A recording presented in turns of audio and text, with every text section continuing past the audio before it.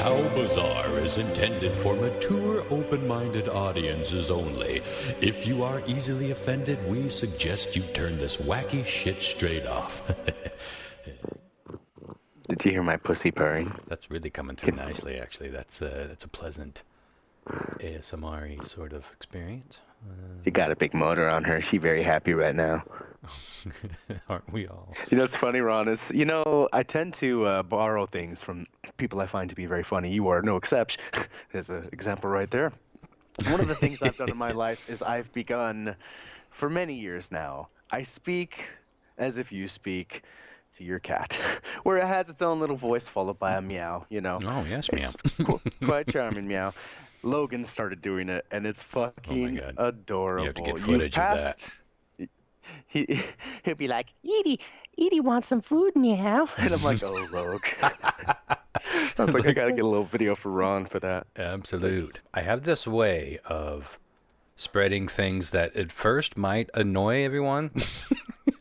Yeah. For example, shortening words. I don't even think about it anymore, honestly. And I think we do tend to do it more on the show. I think we bring it out of each other. I haven't noticed Lyle and John Mark catching on to that. We'll have to take them to task when we get them on at some point. But I have noticed other people in my immediate proximity picking up on some of those things that maybe they mocked me for at one point or another. But the whole meow thing got a little out of hand for me for a while. I had to really dial it back in. But now, over the COVID years at this point, when we were doing some of the burlesque virtual shows, I had Comet helping me out with the hosting duties. And Comet, had a good time doing that, meow. That's just a good old time. So I've got back in the habit, and I tell you what, when I was working on those little animations, the voiceovers for Comet's bits, the animated bits that I would do, I added meow to everything for like 3 days afterward. It was a risky practice. Lyle, were you there echoing in the wind? It's funny, he wasn't like saying anything, and I thought he said, "Be right back, right back." Just interrupting to say I'll be right back. I know John Mark chimed in because I could hear his telltale background noise, but he muted. Yep. John Mark, why have you not picked up on shortening words like Christopher and I have? Do you have any idea of the time you could be saving? I do it now and then, but I don't think it just flows as natch. There we go, baby. I'll tell you what, John Mark, tonight and tonight only, every time you do a proper word short, I'm going to take a drink. All right. I'll see if I can do it without thinking about it too hard. Yeah, don't get too much in your head. It has to flow. It does have to be precisely match. Has to make sense. Has to make sense. Yeah, it absolutely does. You don't want to. It's not the kind of thing that you want to, overdo. Or fumb. You don't want to fumb it. Nobody wants to fumb. Check 1 2 check. Hello. That sounds good. Sounds like Lyle's made it back from the abyss. Dude. Woke up sick today. Mm-hmm. Oh no. Oh yeah. Scooby Dove, what's up? I have no idea. It's just it started in kind of my sinuses and then kind of worked its way into my the back of my throat. Kind of hurts. Mm-hmm. Coughing all the time. Starts. A lot of Omicron tends to be sinusy more than the other ones. Yeah, you should get tested. Do you have your home kits? Oh shit. Oh fuck, man! You could have got 4 free ones from the UPS. Yeah, I think you still can. Right? A little late though. I think they're shipping them out right now. Dialysis in the morning, so we'll find out. yeah, they'll probably. Back, then I know. I'm sure. I'd be surprised if they didn't. But what happens if you get COVID? Yeah, go ahead. And you have to get dialysis. Do they let you in? That night. They put you in when you're away from everybody else, but that's not also true because the guy that sits next to me got sick. Yeah. And he came in, laid his shit down on his chair and fucking coughing and stuff. And he goes, "Oh, no, we'll call you. You go home. We'll call you when we're ready for you." So he grabbed his shit and left. but he was in there long enough probably to get me sick. So Yeah. For sure. Dang, man. Well, hopefully it's You, not the Kobe dove because there's lots of other things going on. But yeah, got to get tested to know. No. Go ahead, Chris. And you weren't able to get vaccinated because of your health condition, right, Lyle? Yeah. right. Now I'm getting worried. Great. So I made the reason why I was gone. I was making chicken noodle soup.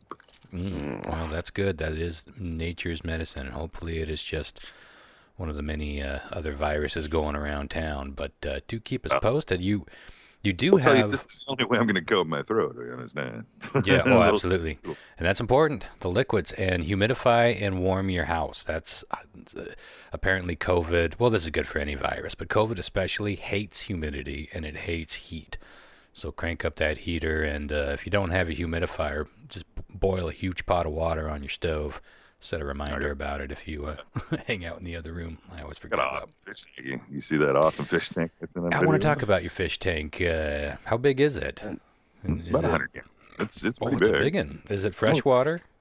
It's freshwater. It's a diamond fish tank. You don't see them very often, but they're a corner tank. So they sit in the corner, and it has basically 1, 2, 3, 4, 5 sides to it. Mm-hmm. And hexagonic. And it's about 3 feet deep between the glass. Has a stand and a top, and so it's pretty big. I had. Room. I don't know if you remember this, Lyle, but I had a little aquarium. It was a small one. Must have been. I'm thinking like a 25-gallon, or not. That's well. That sounds about right. Wait, how big is yours?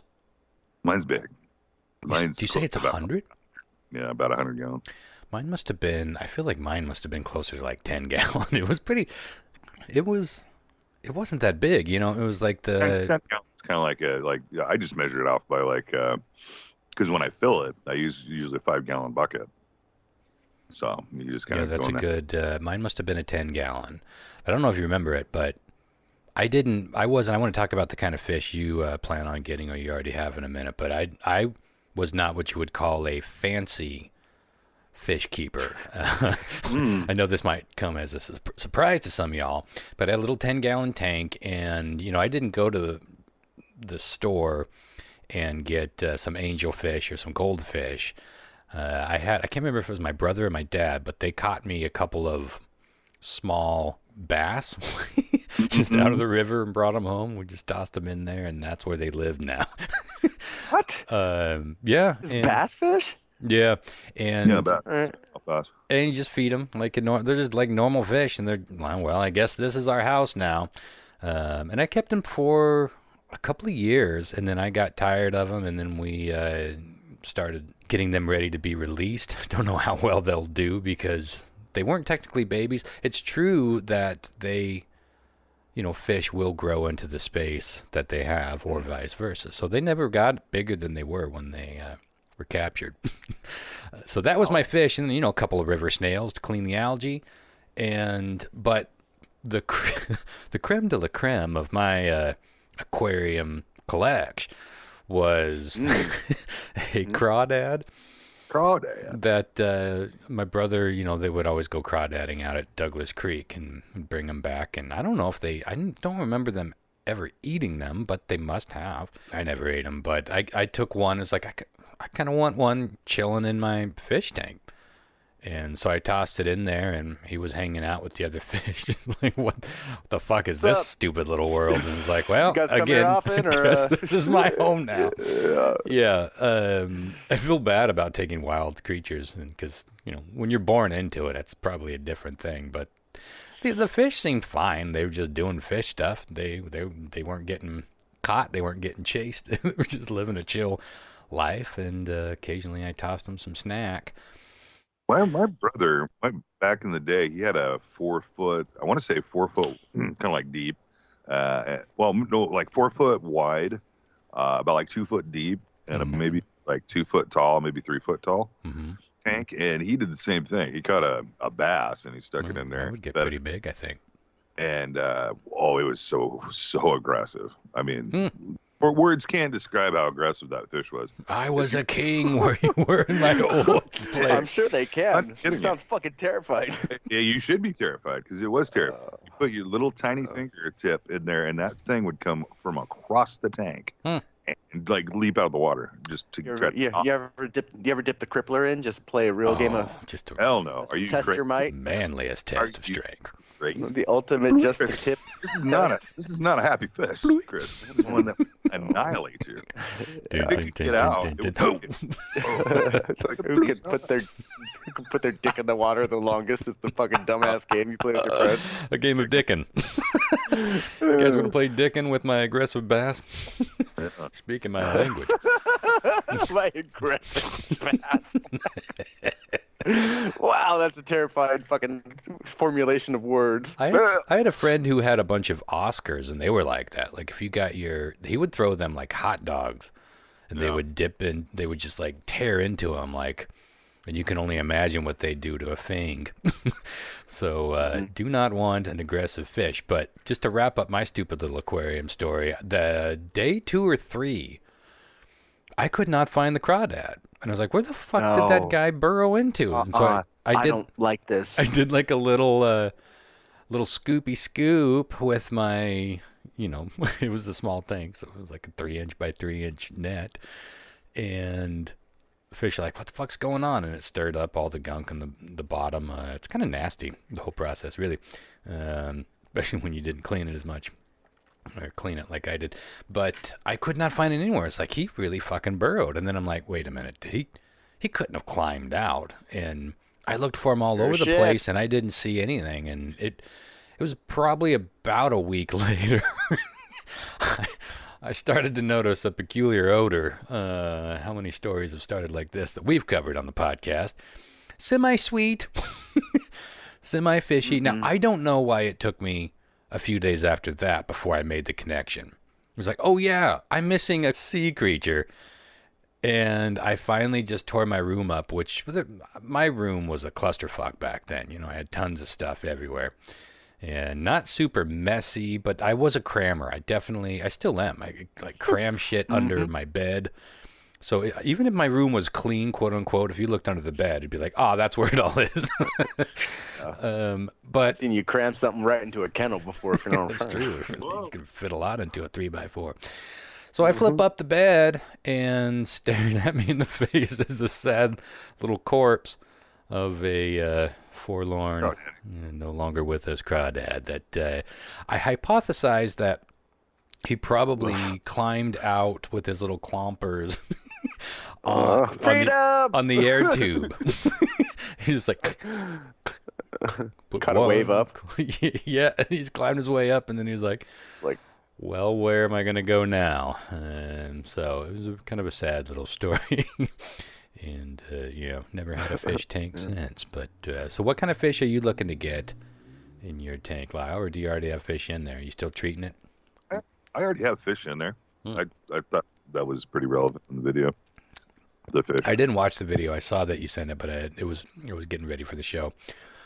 There's a problem. Let me look at it. That's your problem. Speaking of videos you might not have watched, did you guys see my fucking stepdad eat shit coming into my house? Yes. Like, just like, I love how your mom at the end of it, she's like, I knew. Go, Paul. So set that was he up. Okay. Yeah, because that looked like he was not okay. He fell into my flower bed, thankfully. So for those listening, my mom and my stepdad came over. My son turned 4 this last week. Thank you. I kept a kid alive for 4 years. Thank you. That is an achievement. So they came by to wish him happy birthday, and my stepdad comes waddling up the steps, and his health's not so great. He's in his 60s, and he's had some problems.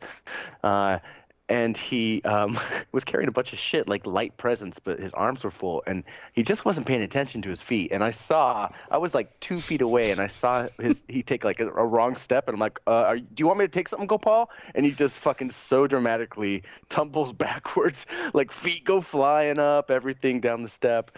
But he landed in my flower bed. Would you be offended if I just play it and give a little listen? I can play it. You can hear, because you can hear what Lyle was commenting on about the end, but you can also hear Chris going like, oh, no. Okay. Crank it. Give it a little listen.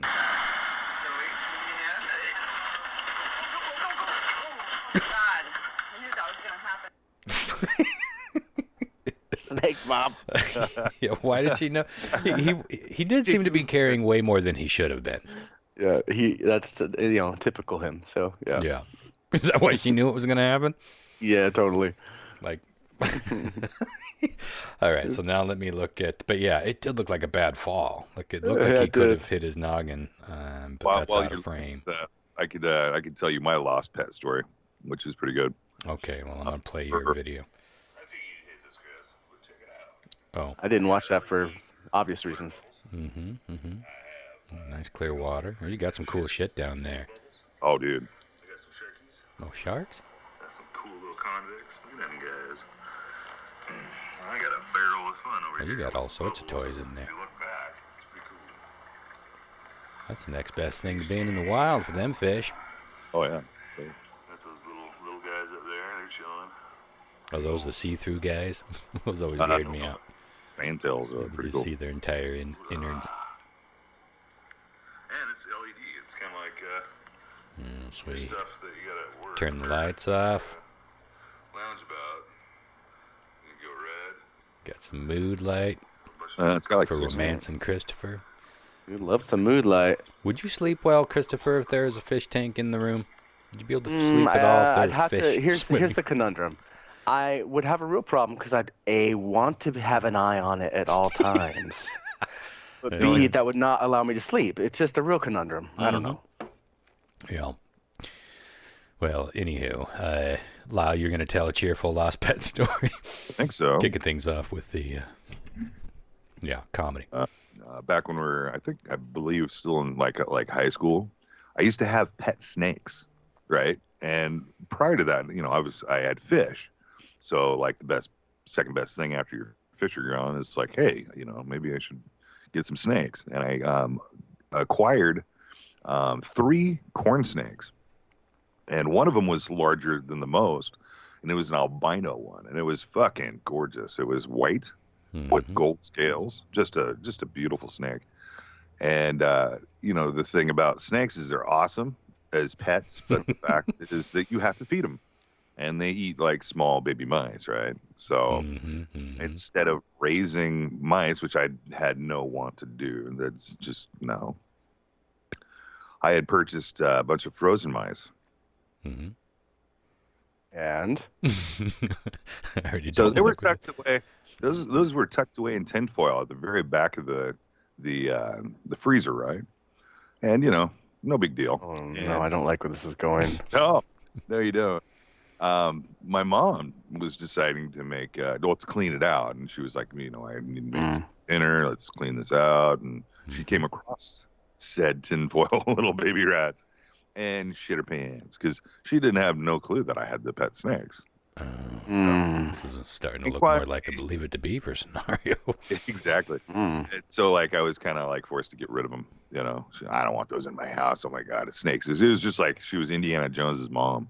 Fuck snakes, not again. No, never again. Yeah. It's like, okay, whatever. I'll get rid of them. That's fine. No big deal. I'll take them to the pet store and sell them, which I did. The pet store fucking gave me a pretty good deal, like $60 a piece. And because they were healthy, they're like 4 foot snakes. Yeah. And one of them pulled a Houdini, much like your crawdad. One of them somehow just mysteriously fucking vanished Before you could take it to the pet shop? Yeah. And I'm like, no way. Oh boy, your poor That mom. it was not. I want to say it was at least 3 months later. Holy shit. Yeah, where I was going down, because at the time I lived, at my parents' house. It was a basement, so there was concrete floor, and I was walking into the door, and I was real kind of like light-footed, and I felt something kind of like underneath my foot. So I didn't put any weight down on it, kind of like, lit up on my, like lightened up on my foot. And I ran and got a light and turned it on. And sure as shit, it was that snake. So I wrapped him up and took him to the pet store. But he was it was still alive. Oh, yeah. The fuck was it eating? I guess you didn't have any mice in that. Well, I had a full tummy when I left, But like it was just chilling, doing its own thing. That's what snakes kind of do. They could Can live you a long. imagine if your mom would have stumbled onto that thing, like Yeah, in the dark, like doing laundry or just? I don't. Oh, it would freak her out. They're completely harmless. They're corn snakes. Yeah, but So when you have a fear of something, I mean, Oh, yeah. all these spiders, except for a couple, are harmless, but people will have a heart attack if one of them crawls on them. But imagine, like, being snakes is a big one. I would wager that most people are more freaked out by snakes than even spiders, or it's got to be close. In terms of, like... I can't do spiders. Like tarantulas, people that like putting them in their mouths and shit, they could just fuck off. I don't want anything to do with that. Yeah, they can fuck off, actually. I like spiders, but I don't go putting them in my mouth. I think spiders are something that you're more apt to run into on a day-to-day basis. Snakes, not so much, you know what I mean? True that. And they can kill you. We have the kind we have around here roaming out in the brush. They all kind of look alike, but there's one that can kill you. I think we talked about this a long time ago on the old show, but every hospital, especially for towns this size, 50,000 or bigger, or between like 50,000 and 100, 200,000, each hospital only has like 2 or 3 snake venom kits. So if for some reason a couple people get bit around the same time, you could potentially just die because your local hospital doesn't have the anti-venom scenario set up for you. Somebody just had a what was it? It was botulism. Somebody had a botulism case here in town, and there was no botulism. I don't know what it is. There's some sort of antibacterial injection you can get. If you get it early enough, it could save your life. Because botulism, I think it usually kills you. If it doesn't kill you, it can definitely fuck you up. You know, it's like a neurological, it's like a neurotoxin, and it can. We did a story once a long time ago, a famous food poisoning case. People just, it was one of those. It wasn't Campbell's, of course, because Campbell's was still around. It was their biggest competitor at the time, and it was like the '60s, and they had a botulism case, and this couple had some dinner together, and one of them started like having a seizure, and I guess the other one was able to call 911, but then that one started having a seizure. It was like oh my God, the dude died right there on the floor, and the woman was paralyzed, like completely paralyzed for the rest of her life. So it's a weird fucking food poisoning. That's why I don't eat anybody's canned foods. The first time I really learned about botulism was via this podcast when I was talking about Annette giving me canned shit that I'd had forever. And you're like, bro, you got to throw them in the garb. I'm sure they're perfectly fine. Drink, but John Mark. It takes it takes one tiny break in that seal for botulism to get in there. And it'll look normal. It might smell normal. They apparently they said that this soup that they consumed tasted a little funny, and they didn't even eat the whole bowl because it tasted funny. They're like, "There's something wrong with this." They tossed it out. That was enough. It's enough to kill one of them and cripple the other.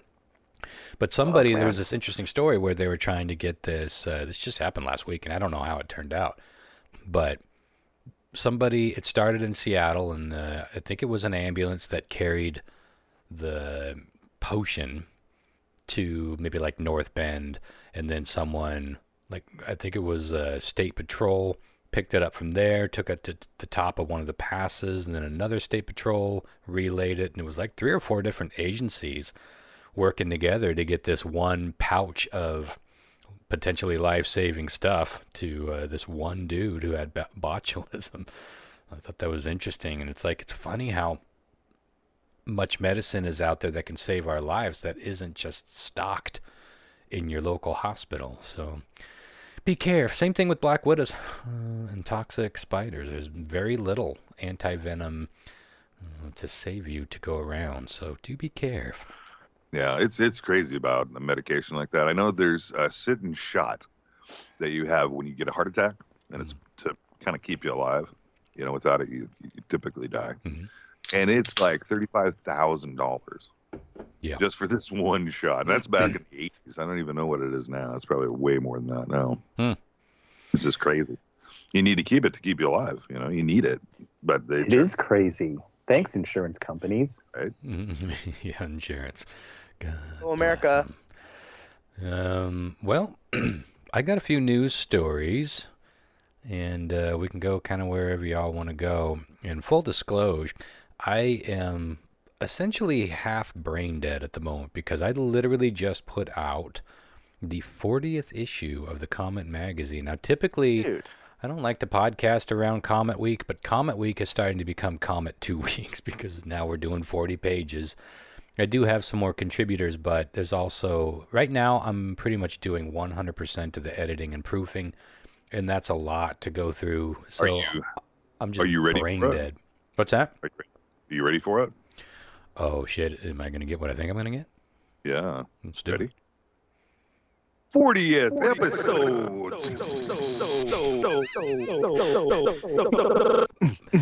The 40th episode of Comet Magazine. Track record is intact. But yeah, it feels like a pretty big milestone. And, we didn't print any during the COVID year, the first COVID year.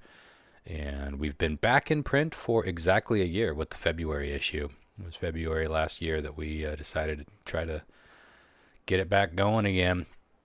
So, all that to say, bear with me. I've also cut way back on my drinking, so my normal 2 or 3 tonight is probably going to hit more like 5 or 6. Yeah, let's abbreviate some words. Let's all get weird. Let's take some shortcuts. But for real, that is a huge accomplishment, what you've done with that. I'm really proud of you, man. Congratulations. Thank you. And you probably have 2 or 3 of them in your mailbox as we speak. I cleared them out the other night. I've had to start. Like, I'm at the end. Just real quick. I don't want to talk too much about my dad's stuff ever again, really. But I understand. I'm almost there. I've got, just a few more things to do. I think since we last...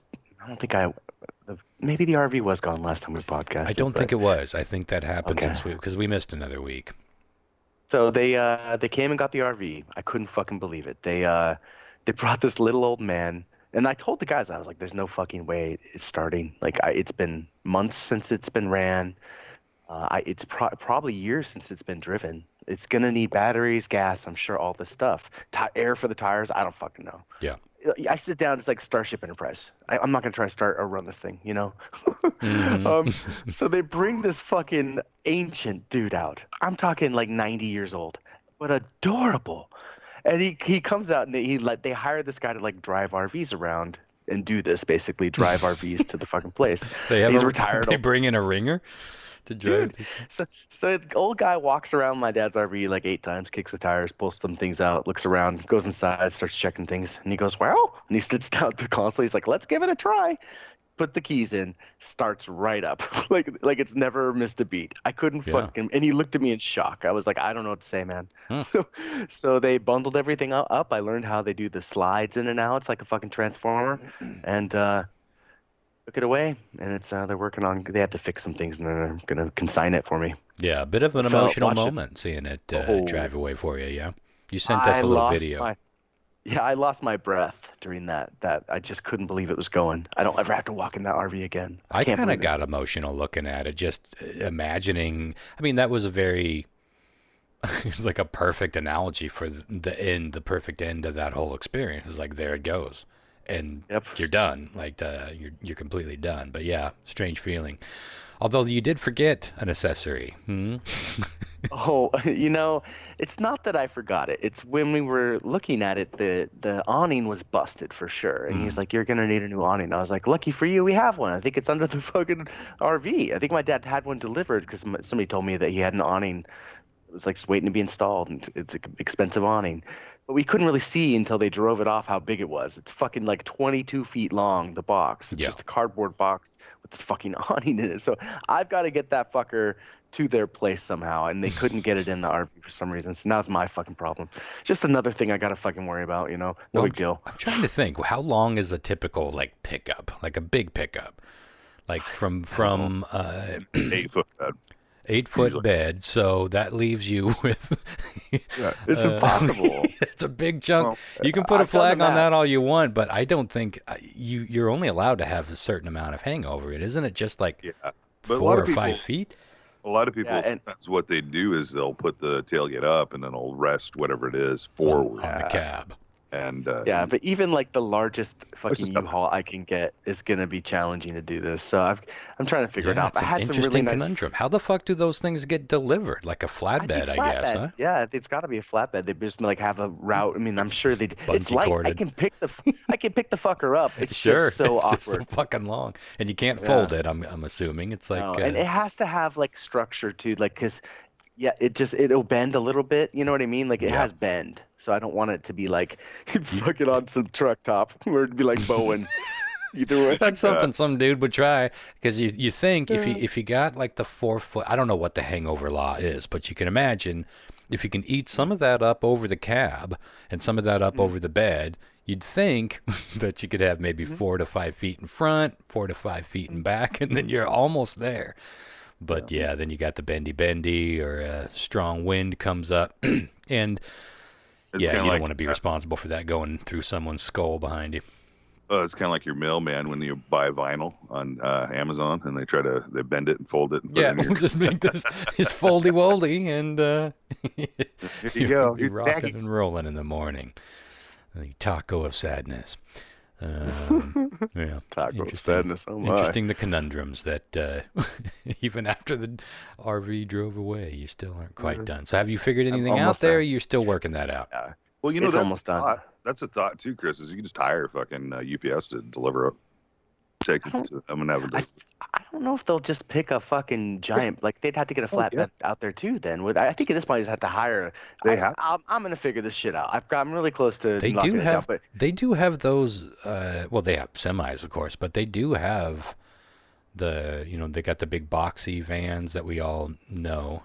But there's one that's longer than that and taller than that I see every now and again. That would probably be 22 feet if you angle it in there. Would be hard to, so. What's that? You would have to get it to a UPS store, or a facility. Just straight You up. still- What's the straight up? Well, circles. then you'd have overpasses to worry about. So, It is a in all conundrum. though, I've got like 3 big things I gotta do. I just gotta finish clearing out that storage unit, but I fucking went in there and he's got, I don't know if I've told you guys this, motherfucker's got like a cast iron stove in there and shit. Like this is the shit I gotta Yeah, move we out of my didn't desk talk for. about any of this, but I don't think we talked about this part because you found one of your original, like your oldest bass. My very first bass I bought from Guitar Center when I first started taking lessons in high school. Were you surprised that he had that? Yeah, I honestly had forgotten about it. I was like, it wasn't even something I've had thought about in 10 years probably. I was like, oh my God, he had my first bass and my first guitar. I found that deeper inside. So I've got both those. They were like the cheapest fucking Fenders you can buy, the starter shit, but they're mine. Squires. I have stickers all over them, Yeah. Squires. And so, so that was cool. I found that stuff. I found a shitload of, I went through, okay, this is going to sound fucking terrible. I went through a phase where not terrible, but just so nerdy. I really was into collecting, when I was 17, 18, Final Fantasy VIII figurines, new in box. I went on hunts for Wow. them. It started I know. nerdy and it ended nerdier somehow. Uh-huh, Figurines. I I don't thought it know. was going to be games, maybe comics. No, Figurines. it was the dog. I'm not proud of this, Ron, but I spent a summer hunting these. It became this obsession, like because they were Sure. hard. They were ones that were hard to find. So I drove to fucking Seattle and went to Toys R Us and shit. And anyways, but like I forgot small, about but them as well. But they're all. I found And a they're box. all They're there? all in the box. Yeah, and I mean the boxes are in shitty condition, but they're still all in their boxes. And some of these are worth like $90. Well, how big are these figurines? Like, Here, I'll send you a quick video of me unboxing it. You'll get an understanding. you did an unboxing. Well, it was literally 4 What'd you inches say? tall or something.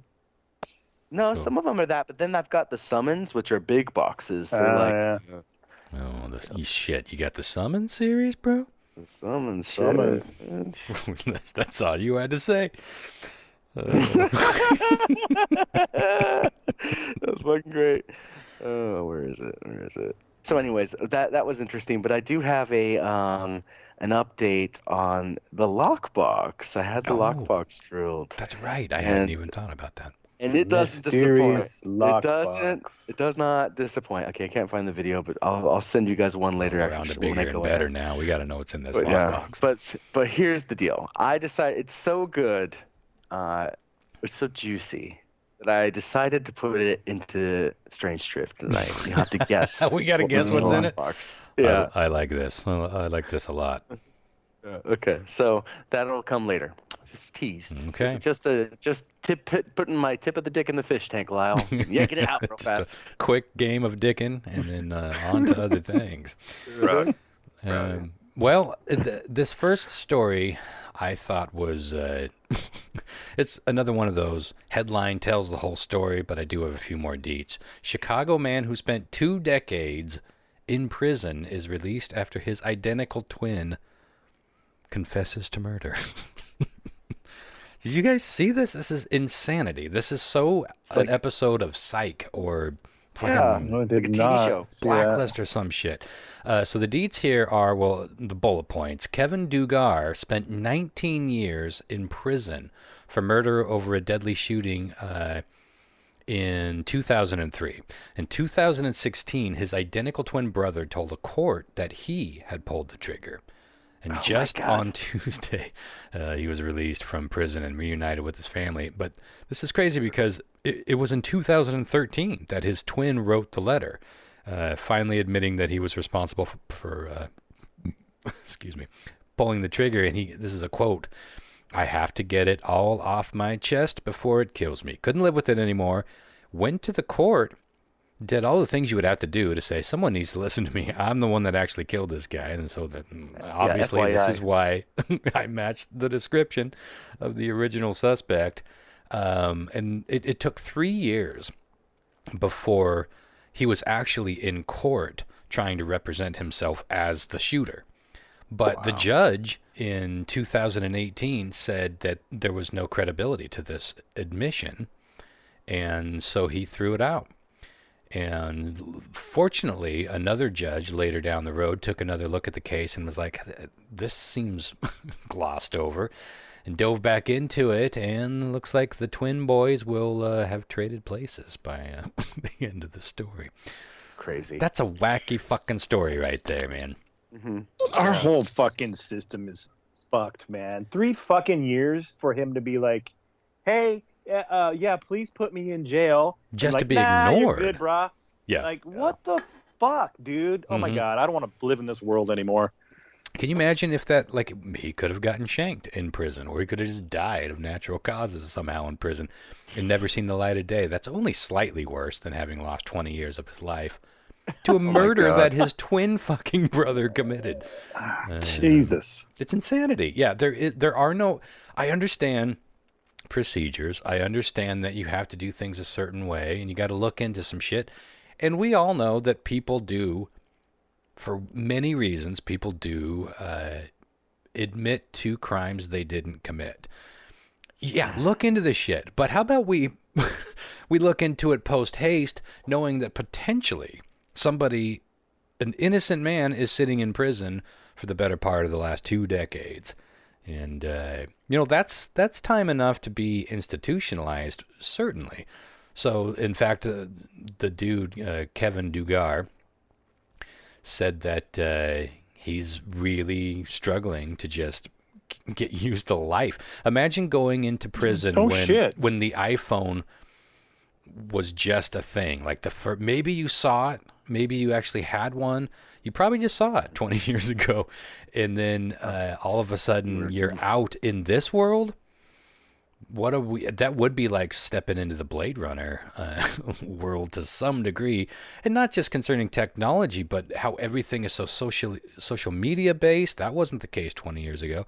How life in general is so fucking weird, and to be out in the middle of a pandemic, very, very strange. He said he's struggling to make sense out of this new world. So I hope that goes well for him, because, yeah, I don't think it takes. I think about half that time, they say, is where you can start truly becoming institutionalized, depending on circumstances, of course. But anything beyond that. Do you think his brother just grew a conscience? This is just like that's what he said. That's what he said. He couldn't live with it anymore. Yeah. Well, it kind of makes you wonder, because most twins that you've ever met, some of them are kind of polar opposite. Some of them are the closest buddies you could ever imagine, and some of them are almost like Cain and Abel, like they're dire fucking enemies. So you never know. Maybe his brother originally was like, you know what? You're smarter than me. You have so much more to look forward to. I'll take the heat for this. I don't know. That's a nice take. That's And then years later, they're like, fuck, man, I didn't even do it. I regret giving you that opportunity. Yeah. You never know. Forever really seemed like a shorter stint at one point. Anyways, tag me out, bro. You gotta tag. Well, what's weird is that they could end up being like, what a strange thing to be like a cellmate. They just put you right back, and it's like, oh, you're back already. And it's like, and you are. There's like so much wackiness to the story that if you saw it, it is one of those scenarios where if they put it into a TV show or a movie, you'd be like, this is stupid. Do you think that guy pretends to be his brother that just has amnesia just to maintain his prison cred? Because fresh meat's fresh meat, What right? have I earned here and what have I dodged? Let's somebody clue me in. It'll be a tricky fucking thing. If the guy was innocent and spent 20 years in prison, it's 20 years of his life he'll never get back. And they're not, it's not like it's not like, oh, since he's been gone, the government will just give you a house to, it's paid for. We don't. No, he's probably got some potential lawsuits on his hands that he could fucking, because it's like, look, you obviously made a mistake and you're going to pay for it, right? So, yeah. Oh. Yeah, you never know. But I'm guessing that the system just gave him a sort of, I doubt he even got an apology. It was probably more of a gentle middle finger, and like, good luck. Fuck you. That's this country. We have a hard time with forgiving people who have just been dickheads, let alone crimes or people who have, let's say that this guy even was a criminal getting out onto the streets for the first time. We don't even. There's really not a great system in place to make sure these folks land on their feet. So I promise you there's nothing in place for people that were just like, oh yeah, sorry about that, good luck. They probably have even less help getting landed on their feet. But I do think about from time to time what life would be like being a twin. And you said you don't do they ever like pretend to be each other. Every twin that I know, I've known a few over my life, they all have said that they do it all the time. Like they pretend to be each other all the fucking time. And because twins are often so close, it's pretty easy to step into that role like they do finish each other's sentences. Very strange thing to be a twin. Well, some exciting news from space. The beer. Once I've stopped buying whiskey, I'm drinking beer more, but now I'm just drinking like cheap beer. I don't know what it is about cheaper beer. It just makes me fucking belch way more than any other beer. Like a good stiff, meaty IPA, you'll get a couple of them, but not like I'm drinking Modelo, which is essentially light beer. I mean, compared to what I'm used to drinking. But holy shit, burpy derpy. Exciting news from space. I don't know if you guys saw this, but the James Webb, I don't know if it's Webb or Webb's. I wrote it down, but I wrote it down sloppily. Telescope has officially reached its final destination, so to speak. I mean, it's not. So we should start getting some shit back, right? It's not static. Yeah, it entered. This is insane. It entered the sun's orbit, 1 million miles away from wee little Earth. Now, for comparison, the Hubble is only like, I think 300, maybe 350 miles away. An incredible advancement, and this position will allegedly afford the spacecraft with this view that will go all the way back, possibly to our own universe's inception. Back in time. Now, what that really means is always confusing to the roster. I know they're not going to go back and see, looking back at Earth and seeing cave people humping and clubbing each other over the noggins. We don't know until we know. Sometimes you know. I bet we know on this one, but we don't know. But this kind of physics is always hard for me to get my mind around. But here are a few details. Well, on that, let me skip ahead because here's what AmazingTelescopes.com actually says about that one little snippet. It says, of course, the past no longer exists. No one can look back on it directly. Instead, the telescopes are looking at the pattern of a beam of light at the present moment in time. When using a telescope, how far can you look? And it goes on, blah, blah, blah.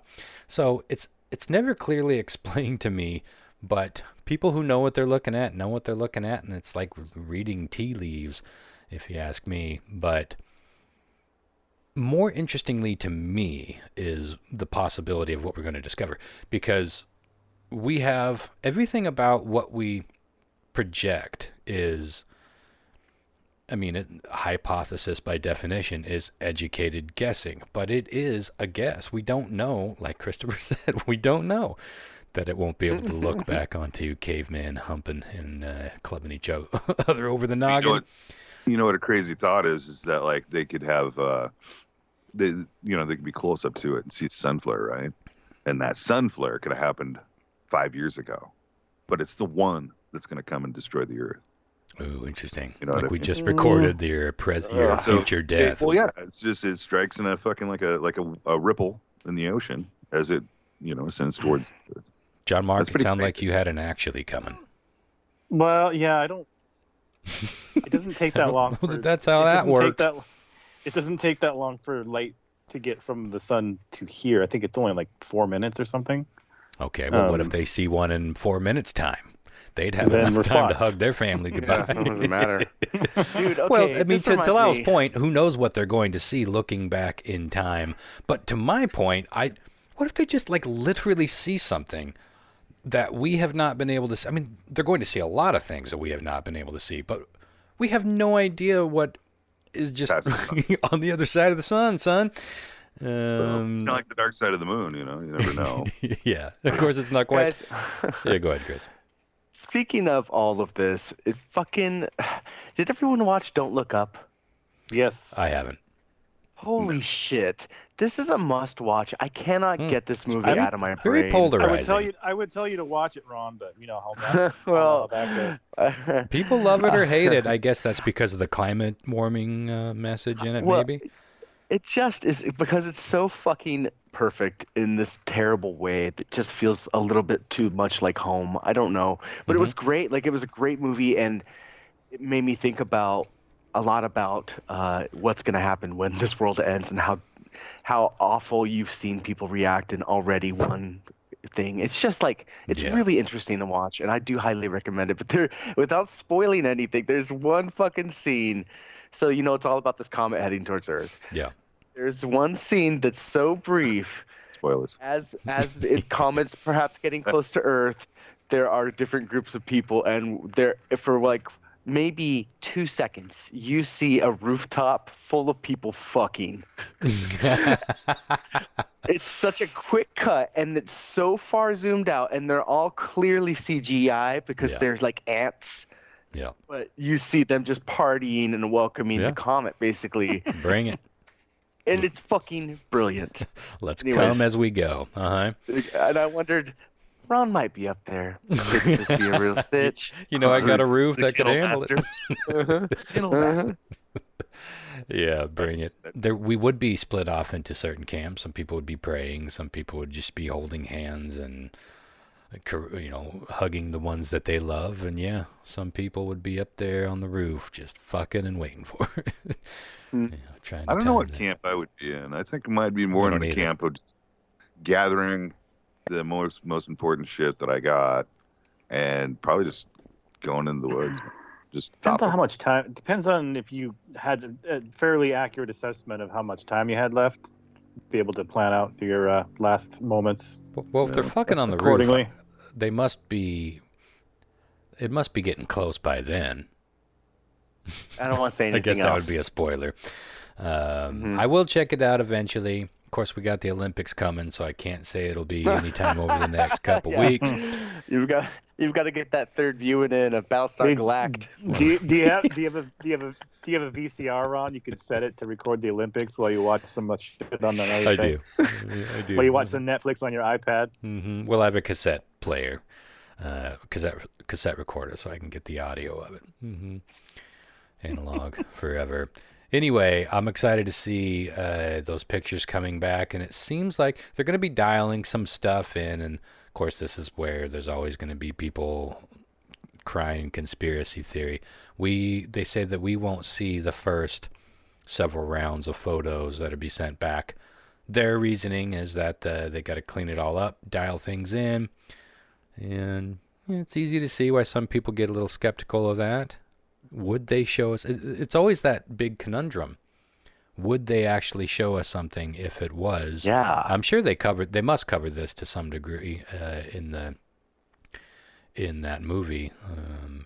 Yeah, but like as a photographer, I mean, you know too, like if you have your settings wrong, you know what I mean? The first few might just be garbage. Too much ISO. They expect it to be total garbage for a while. No, and you know how this thing worked? That grain, you just don't know. Well, this thing is kind of a robot. I mean, it was launched into space as this just condensed chunk of metal.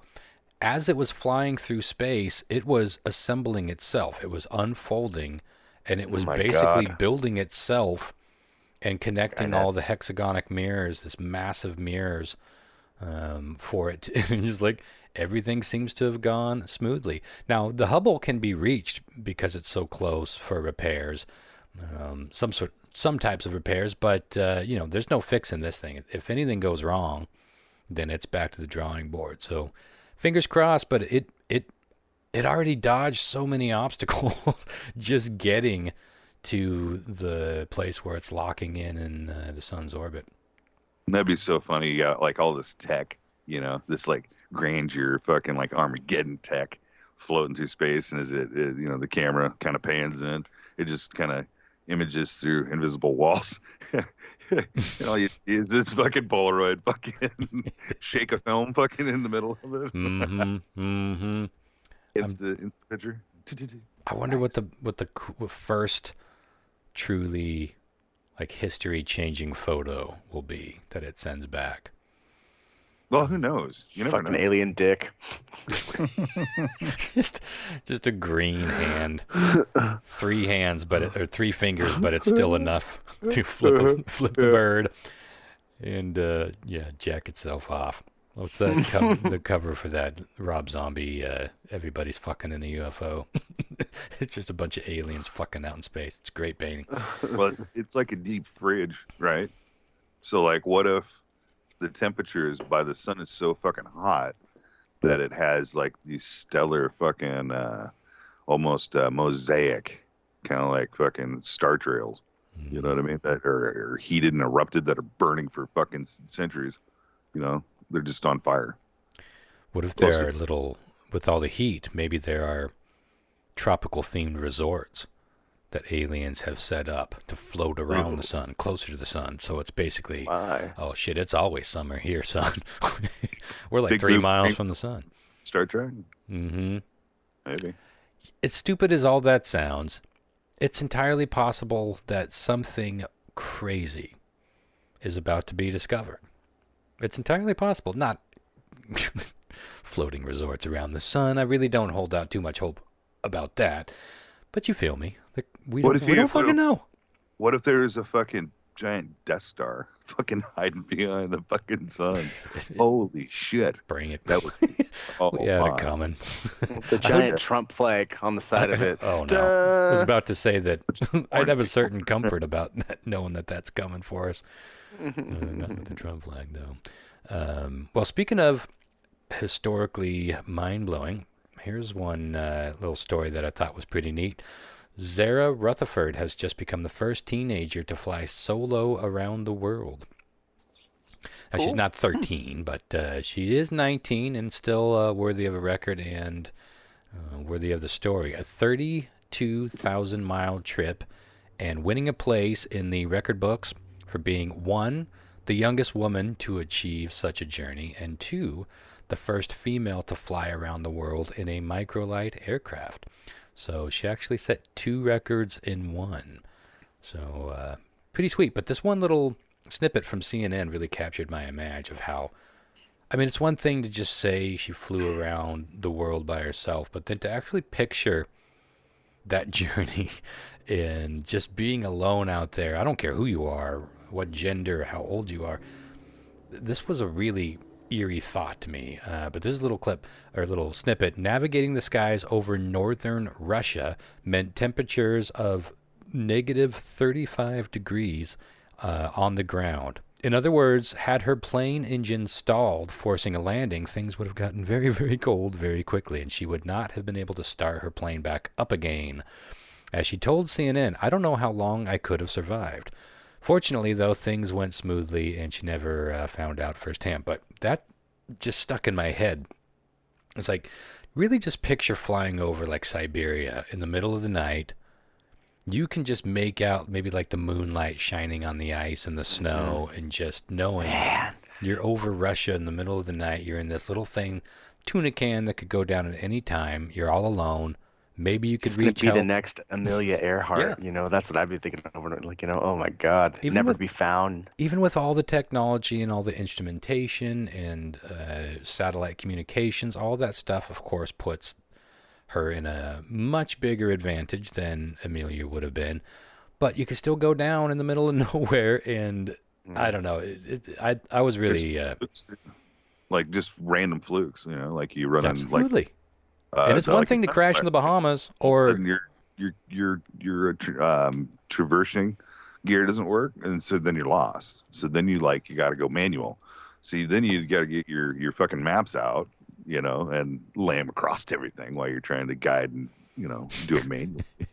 The wind's blowing it back into your face. You would have so much fucking time on your hands that you would almost instantly go to that path. You'd have a second rope. You know what I'm saying? Like if shit went bad, you'd have a backup. Cyanide. Because you got so much time. Tablet. that's my backup. Well, and then think of that. Think about the exertion of it all. Once you get to you've already exerted all your energy, but you still have 12 more hours to go. But you're nodding off, and you just fucking, what do you do? I always thought about the cyanide tablet thing.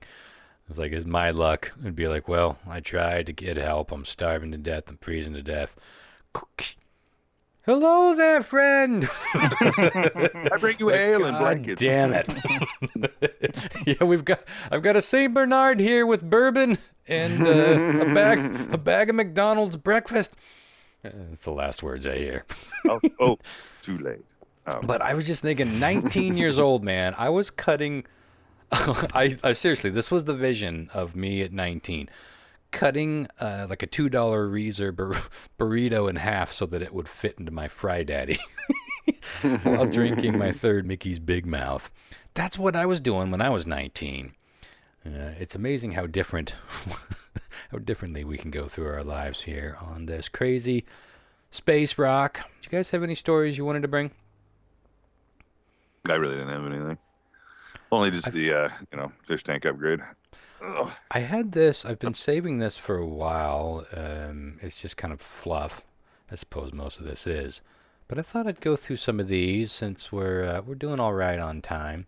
We do need to make room at the very end. We're going to talk about Christopher's pick of most underrated album of all time. Meg and Diaz, here, and here. Lyle and John Mark have been blowing me up about their thoughts and how excited they are. I'm really looking forward to the deep dive we're gonna do. They've already downloaded favorite tracks, discography.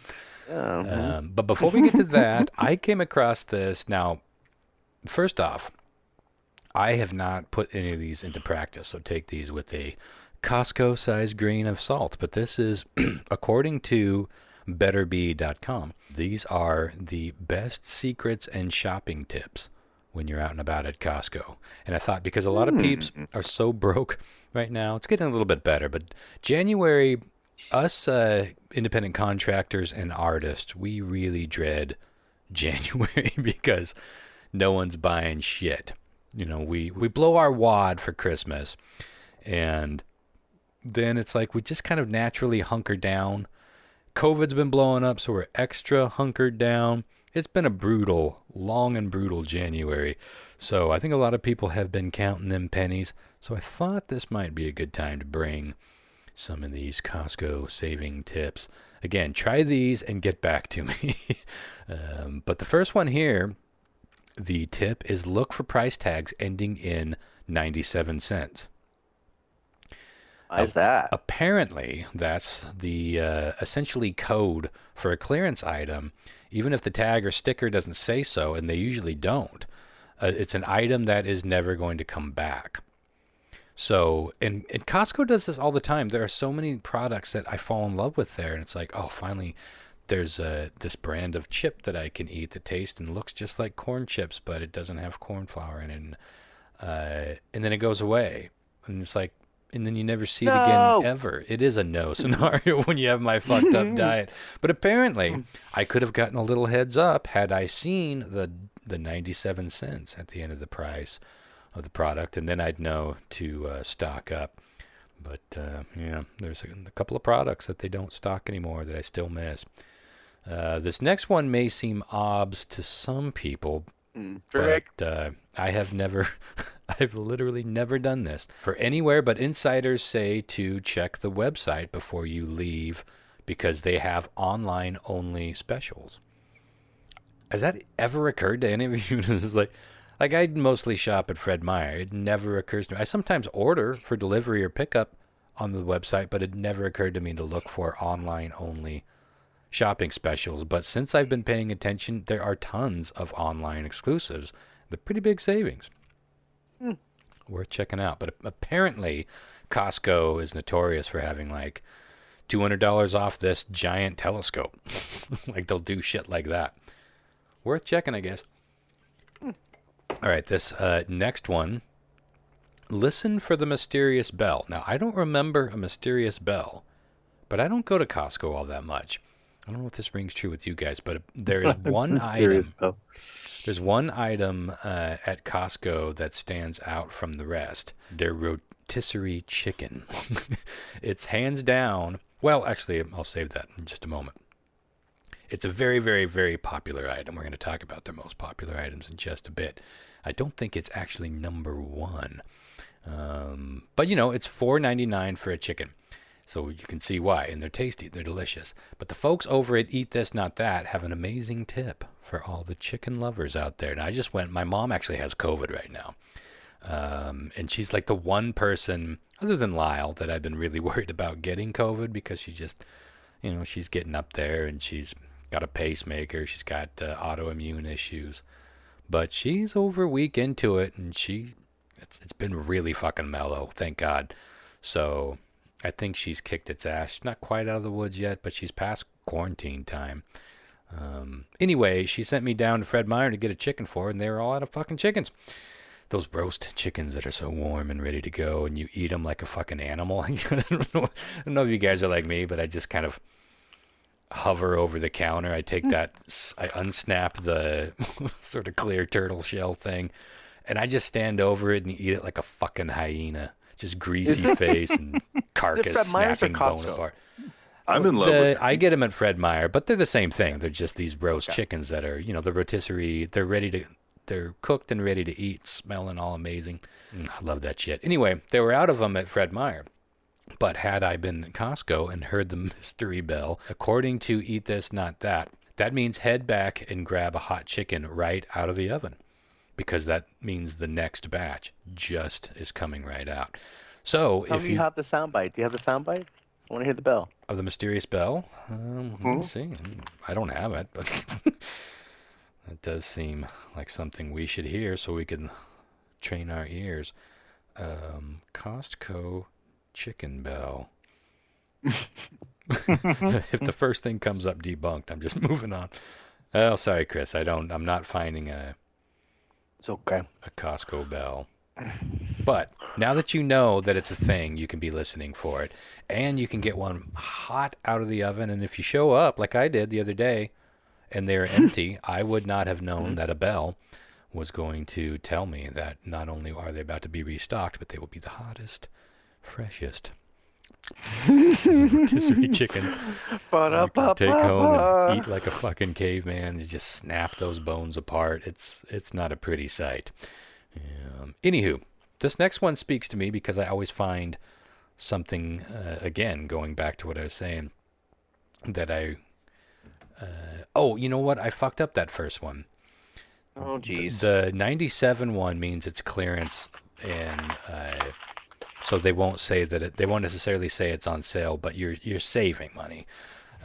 The one that will tell you, sorry about that, the one that will tell you that something you love is going away forever will have an asterisk next to it. And I have noticed that. I did go to Costco after this. That's one thing that I did notice. It's like, oh shit, those are going away. And it wasn't something that I needed, but I did notice the asterisk. So keep that in mind. This next tip, try at your own discretion, folks. If you love grilling out and want a great deal on burgers and steaks, you'll be excited about this insider tip. You can save money and get better cuts of meat if you know the secret password the next time you pass the butcher counter at Costco. Again, I am never going to just try this, but I'm dying to know. Somebody out there, please try this. Now, the password is chub. No, if you get This is a sex thing. if you get slapped with a sexual harassment lawsuit, don't say you weren't warned. But according to Reader's Digest, Reddit, and a whole other slew of online sources, Costco grinds packed tubes of meat called chubs with fat trimmings taken from steaks to create their regular 12% fat ground beef. While this selection sells for $3.49 a pound, the pre-processed chub goes for $2.99 a pound and only contains 5 to 8% fat. So, yeah, again, use at your own discretion. It's up to you whether or not you want to approach your local Costco butcher and say, hey, chubs. Could you please give me your finest chub, sir? Security! Like, wait, was that the magic bell? No, that's the sound of you going to jail, son. Apparently, and this one shocked me, you don't have to be a member to get Costco Instacart delivery. Did you guys know that? Yeah, it's cool. Oh, I had no idea. But, and they do deliver. Last I heard, maybe this is a special pandemic thing, they're not going to keep doing it, but last I heard, they were delivering booze, folks. So you can get that 2-gallon jug of Kirkland Sig delivered to your doorstep. That's a lot of vodka. Just have to be present so they can scan your ID. Somebody told me that a lot of that Costco, that Kirkland signature booze, is like, someone told me the whiskey is actually like Jameson. It's the same stuff, but that can't possibly be right. Yeah. Yeah, I've heard that it's actually, that's what I've heard too, that it's actually name brand stuff. Name brand stuff. They just buy it like before it leaves the distillery and repackage it themselves. That is so weird to me, and I need to trace down what is what. I did buy some of their bourbon once, and I remember saying this tastes a lot like white label Jim Beam. Why do you think they do that? Like, what's the purpose? Just to have a strong brand overall? Like, we offer the best shit. You can always depend on. I don't know how they can. That's what I'm confused. Aren't these things proprietary? Like how? Like you can't get a load of McDonald's stuff before it's cooked, cook it up yourself, and sell it as Ronnie's, not McDonald's. This is such a strange, like, where else does this happen? McRonald's? Oh, that's good stuff. I'd like to see you sue me. But stay away from that clown Donald McRonald. It'd be Ronald McEvans. Yeah, Donald McRonald. Can I get a McKennel and a... You want to supersize that? Nah. I like them scrunched. I'd like to get the crawdad meal and the crawdad escape meal. Yeah, guess what's on special tonight? We never said fresh. We just said cheap. But yeah, I would love to know, tit for tat. I want to know. There's got to be, that information has to exist out there. Let me look it up. What brands are Costco's liquors? It's probably going to tell me the other brands that exist there, because they do sell like Jameson and McNaughton's. And what kind of whiskey is Kirkland? Kirkland Canadian whiskey is aged 6 years and presumably given a light spice sweet. This is just describing it. It was really close to Crown Royal. Oh, here we go. What companies are behind Costco's Kirkland brand? Let's find out together. This is from Thrillist, and it is a thrill. It's no secret that robots make the best pizza at Costco, and that... But I don't need to read the whole thing. You could search this alcohol for your... No. Oh, boy. We love filling. Oh, here we go. Okay, so the vodka... The most persistent rumor is that Grey Goose produces their vodka, and while the manufacturer of Kirkland's signature vodka does distill the vodka from Grey Goose's, this is hard to read for some reason, from Grey Goose's same water source in Cognac, France, according to a comprehensive, Jesus, breakout. How many breaks are you going to put in that one 200-word sentence? Goose told publication that it gets its water. Okay, that doesn't answer it. The expert opinion. I'd be lying if I said it's from... Jesus Christ, sum up. This is like every listener to our podcast ever. Yeah. Tune in next month and we'll tell you. This is why it takes 3 hours to edit the shows. But I do like this on-the-spot stuff. And I want to know, okay, expert opinion probably guessed that it's vodka from Bacardi, who also owns Grey Goose. Okay, let's skip ahead to the blended Scotch whiskey. Expert opinion there is that... so this just looks like educated guessing. This doesn't look like... We need some savants that are like whiskey drinkers that like are never fucking wrong. Well, that's what I think that's what this guy is. He's saying his expert notes are pointing out that it reminds him of Dewar's White Label, also one of the blends from Johnny Walker. I would believe Johnny Walker would be more likely for the prices that they're selling this at. Spiced rum, expert's opinion is that it's Cruzan. I would totally buy that. Tequila, expert's opinion says that it might be Hornitos. So this is, I guess this isn't like the smoking gun. This doesn't tell you outright. And maybe they don't have to. I find it such a strange and curious practice. And I would love to know, like if you're getting Canadian whiskey and they're selling you,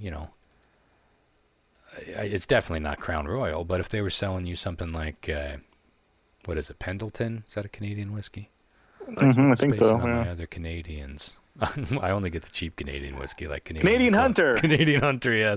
I just had a bottle of that for the first time in a long time. That was my last bottle that I bought before. I'm not quitting or anything, but I talked last time that I'm having an easier time cutting back with beer, just keeping the whiskey out of the house for a while. But that was the last bottle I had.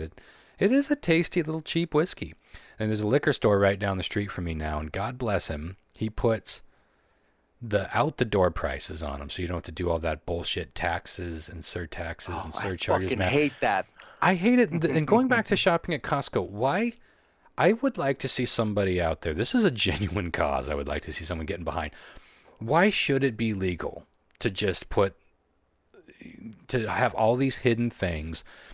Shouldn't it be mandatory? Tell us what the out the door, especially because taxes and rates and all these things change from state to state, in some cases from county to county, depending on what you're buying. It should be fucking mandatory that everyone has the out the door number. I know why they don't, because it sounds cheaper when you don't see that. But God, it's such fuckery and it's such bullshit in this day and age when everything else is getting so fucking expensive. Don't we just want to know? Wouldn't it's so miraculous when you see it. It's like, oh, 1612. I wonder what that's going to be. Oh, it was 1612. God bless you, Canadian Canadian cunter. Canadian cunts. Then I go and thank him that way. He's like, you know what? Fuck you. I'm putting the tax back out of it. Bringing the C word back. Bringing the C word back, everybody. I've been using it a lot lately, and I don't know why. And it's only because I hurt myself, and I'm like, I'm never really gotten rid of that. I'm not describing it to anybody. It's usually to myself. But I've been getting in the bad habit of saying it. Yeah. I mean, it's pretty much only this country where you can't really say that word. Yeah. Like willy nilly. Every other it's like in England and Australia, it's just like you just call your friends cunts all the time. I It's use not it a all big the deal. fucking time. I rarely, only in special occasions, do I use it toward or about a woman for obvious reasons. I think if you avoid that, you're usually going to be okay. Unless you're saying it to someone's face in anger, and then them's probably fighting words. Okay, one last tip, and then I'm going to talk about a couple other things concerning Costco, and we can move on. But this is another one where I would say try at your own discretion. But apparently, and a lot of people have tested this out, it's store policy to let a customer get unlimited stamps. No matter how many times you go back. Now, I would have guessed that there'd be some kind of limit. But, Excuse me, sir. I'm here to pick up some stamps. Sure, how many you need? I need unlimited. I need all your unlimited. Do they give stamp samples? I don't know. I just could imagine they couldn't be able to fulfill your fucking order. They're giving samples of stamps. It really stuck right to it. Yeah, I'm going to come back and get more. I would definitely get more stamps. Mm-hmm. But yeah, do not do this. Don't pester some sweet old lady that's giving out, microwavable bacon stuffed. Let's be honest. How many people actually use stamps? I personally do, because like my health insurance and shit. That's the only thing they'll accept is checks. So I have to actually go medieval and write checks and send them off. There are still some things that only take checks. Really bizarre to me. So this, day and age, you wouldn't figure that it is, but it's been like that the 3 years that I've been fucked. I did that when I had to order booze when I had a bar. They don't take. They do take cash, but they don't take any kind of card, not debit, not anything. So I had to. That's the whole reason I had to get checks. But to this day, I only use stamps to mail out my magazine. But yeah, everything else is pretty much digital. But yeah, so if next time you see them microwaving mini tacos, apparently you can eat 45 of them before they will. Well, I don't think they're ever going to tell you to hit the bricks. So load up. Yeah. But it seems to me like with today's standards that they should have like abolished stamps and figured out a way like if you buy a stamper, or they just give you a stamper, and then you check it, and then once it's done, it just charges you, 5 cents or whatever, but to your account. You can do that. They have like those services that you can do online where you basically can just print out your postage. Yeah, ShipStation. I have that, but it would be nice if there was some sort of hybrid of both those things, of stamps and like something like ShipStation, where you could just order, like instead of ordering, buying the stamps per, you just pay for the postage, because you still are paying for individual stamps when you go, although that's often the cheapest way to do it, because they have like 5-cent stamps. Things never really come out to just a couple. You're either going under or over, no matter what. But I think that there's probably some change in technology, and the post office is in such a state of disarray right now that I think we're going to see some major overhauls. Belts number 19 in the not too distant future. But for some reason, when you were saying that, Lyle, my brain was like, what would be a better way? I had this vision. I don't know how it would work, but some sort of like hologram technology where have you ever seen anybody's bedroom where they have someone came with a laser and put a whole bunch of stars on the ceiling? Like they shoot them up with some sort of lasers? They project and they paint them on there with the glow-in-the-dark paint. I don't know how it works, but there's some sort of like it burns into the paint. Like you don't go in individual. It's this process, and it's been around for quite a while. And they're obviously hologram and holographic technology is getting better and better. I wonder if we'll be able to just sort of like print something like that, like, and then you've just printed the postage right there, and you don't need the stamp. And I don't know, maybe I'm getting too far down the future, some Blade Runner-y shit. Anyway, but all this got me thinking, and real quick, I was curious if you guys, obviously I gave you a hint on what I was thinking was number 1, but the aforementioned rotisserie chicken is actually number 2. So I'm going to see if you guys can guess what the other top 5 biggest selling products in the entirety of the company of Costco is, and we'll just shout them out when we'll make a game out of it or anything. Hot dog. Yeah. Besides rotisserie chicken, Hot dog is number 4. Good guess. I'm gonna say pizza because their pizza's fucking phenomenal. I remember their pizza being pretty tasty too, but no, the pizza didn't make this list. But the famous Costco dog, and that little crank, just crank out that relish. Put so much fucking relish and onions on my Costco dogs. I used to. Any other guesses? pumpkin Paper pie. towels. Pumpkin pie. Interesting. What was your guess, Chris? Paper towels. Paper towels. That's not a bad guess. Very, very close to number 1. You got this. Toilet paper? There you go. Number 1. You son of a bitch. It's kind of no surprise, really, because it's sort of a joke. Like, my brother is one of those people that are just so humiliated to be seen in a grocery store with toilet paper in there. I never think about it. It's what? Yeah, you just get it, and everyone wipes their ass, so I never think about it. But it mortifies him, so he just goes. He does the complete opposite that you'd think he'd do. He goes to Costco and gets this fucking pallet of toilet paper. But his theory is that he'd rather just do one big shame every month or two than smaller, more manageable shames more frequently. Is this the same brother that once hung you from your underwear? Mm-hmm. All right. Yeah. Yeah, I don't know where he got shame, but I know where I got it. I usually get like the 9-pack or something like that and stuff it in there, and I always hate doing it.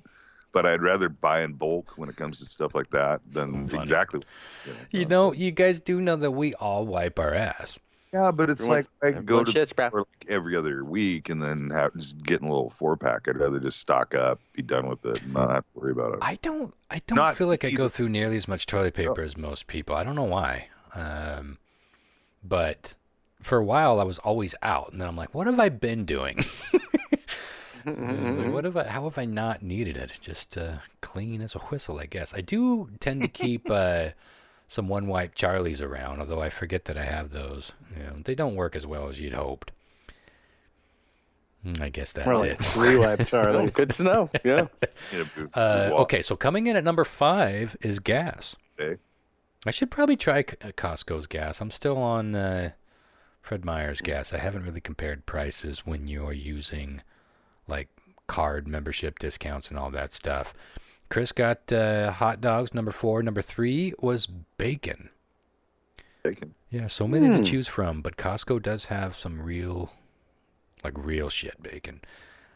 Real shit. 2, of course, the Real shit, aforementioned motherfucker. rotisserie chickens, and number 1, toily doily. No pumpkin pie, huh? No, that guess came out of left field. Why do you think that would be the most popular? Like year-round, you think that's... No pumpkin pie, huh? with a Costco-sized tub of Cool Whip? God, that was great. Because I always associate pumpkin pie from Costco as being like one of the best fucking parts of the holidays. Huh. Well, Delicious. this is all time. pumpkin If this pie, was, huh? if this You're was not just stoned enough if you don't recognize the Costco pumpkin pie, motherfucker. they had. I can't eat it anymore. But my favorite cake of all time. I'm not a huge dessert and sweets guy, and I'm really not that into cake. I'm more of a pie guy, but I am a huge fan of this. I don't know what it's called. It's like $30 or $40, and it's a huge cake of chocolate on chocolate on chocolate. It's just like 5 or 6 layers of chocolate cake. In between each layer is the frosting, or it's almost like a pudding frosting, and then it's got your typical chocolate Lyle frost. just came. I'm just trying to put my feet up and fucking. Yeah, I saw that you dropped out. But then on top of the frosting on the outside, which is chocolate, that good fudgy frosting, there are these giant but super thin flakes of chocolate, like delicate flakes, so you get that texture. And then they top it all with like chocolate sprinkles. If you like chocolate and fudgy, chocolatey chocolateness, holy shit. I'm sure there's lots of people out there that know the cake I'm talking about. Costco only has a few different cakes, and this is one of their classic ones. My ex-wife, Leah, her mom Leah had bought one of those cakes, and she's the one that turned me on to the amazingness of these cakes. And she had bought one, and she was just craving it. She had a big slice, and then her mom had a big slice, and then Leah went to work and then came back home. This was when she was staying with her mom. And she found her mom. Her mom was cramming the cake into, like, the whole cake into the garbage disposal and, like, viciously making it go away. And Leah was like, what the fuck are you doing? And her mom turned around with, like, cake all over her face. She's like, I can't stop eating it. It has to go away. She was killing it.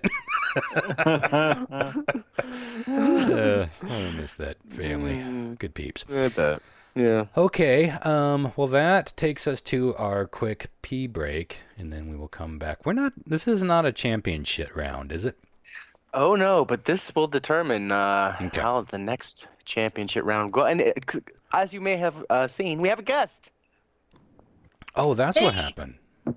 Yeah, I like sneaking them in now on your round. Ever since you were like, why did Cheryl Martin just join us?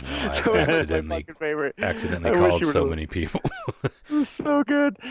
So welcome, Cynthia, to How Bizarre. You will be playing for yourself today, and if you win, you will move on to the championship round, where you will represent yourself again, we hope. But we are going to take a quick little break. I just kind of patched you in towards the end here because I figured we were close. Yeah.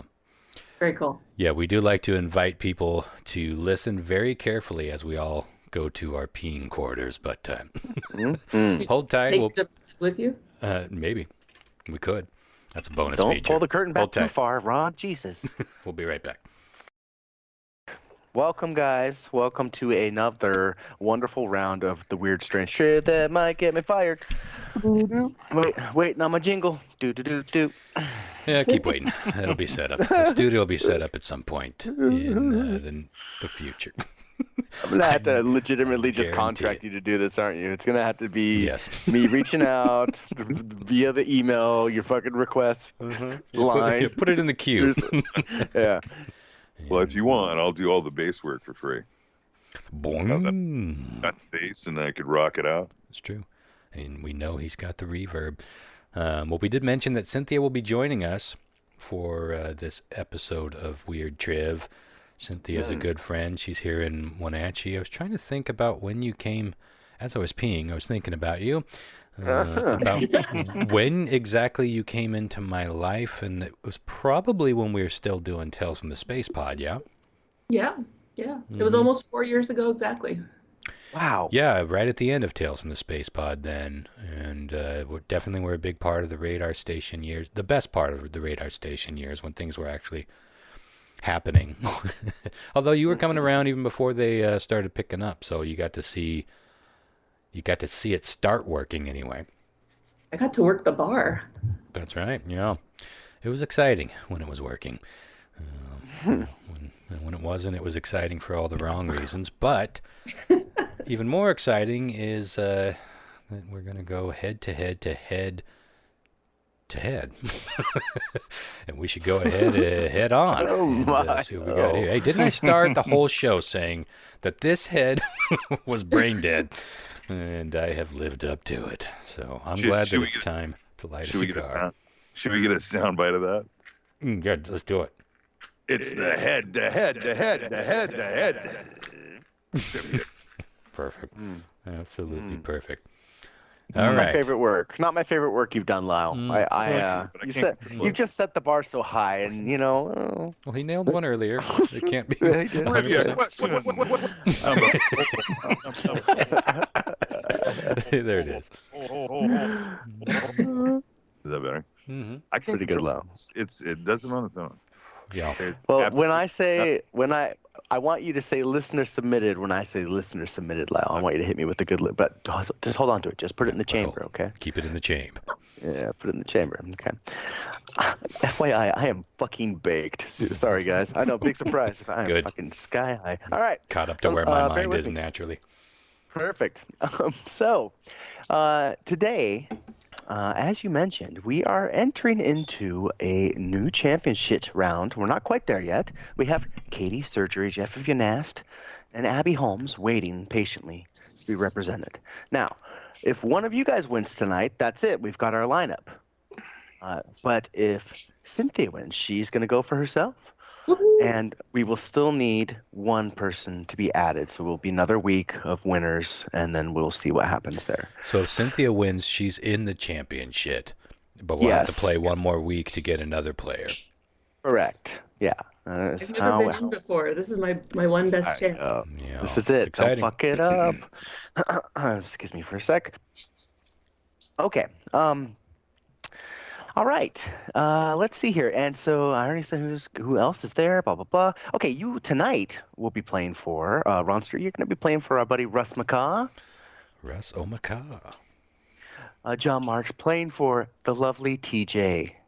Right. And Lyle will be playing for Skip Feltisco. Thanks for leaving all the wonderful Facebook comments lately, guys. I will bring them next episode, the best of. So please keep leaving them. And as always, that's how we pick your names to play Strange Weird Trip. And we love that these people are doing it, but you guys may recognize that there's only a handful of people doing it. That's why we keep playing for the same peeps. All you got to do is leave a nice little comment on our Facebook post.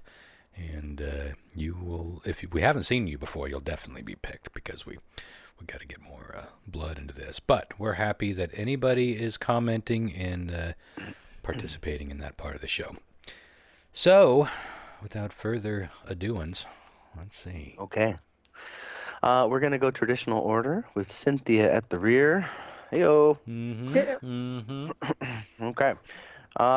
Taped it. Well... All right. Well, and actually, guys, we're going to start things off with a listener-submitted question. Lyle. Listener submitted question. I love that the part that it doubled was G. It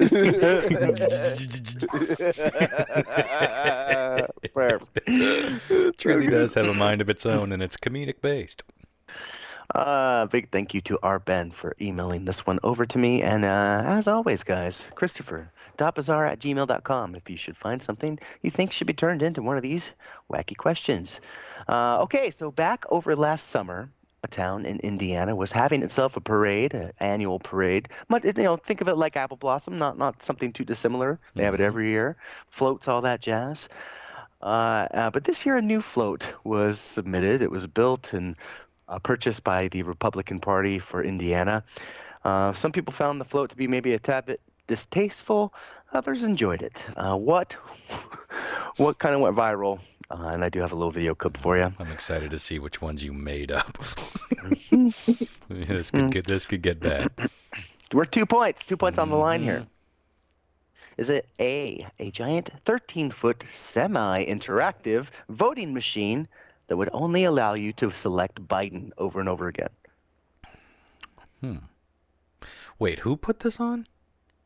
It was submitted by the Republican Party of Iowa, or not Iowa. So it would be an ironic display. Indiana.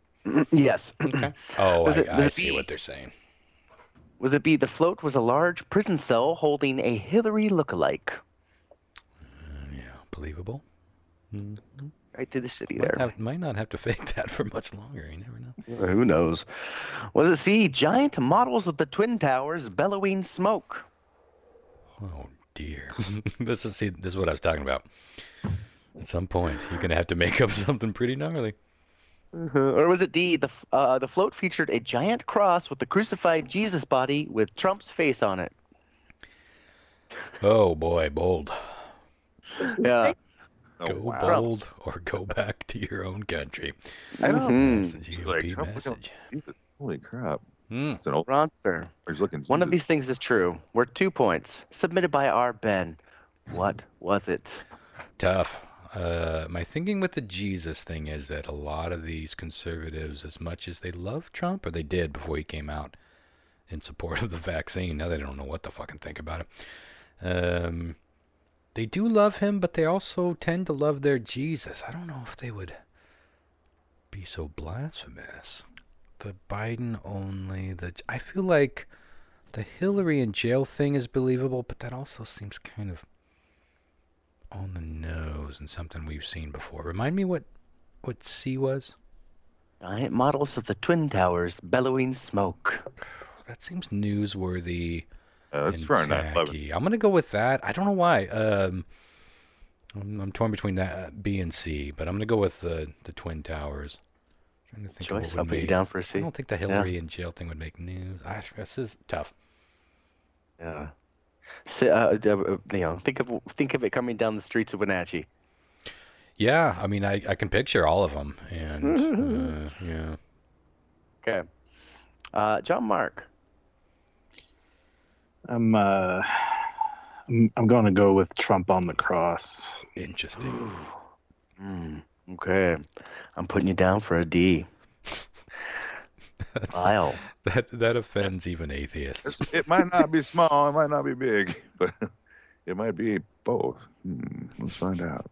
There's a soundbite of him. It's fucking hilarious. It's on all over Instagram.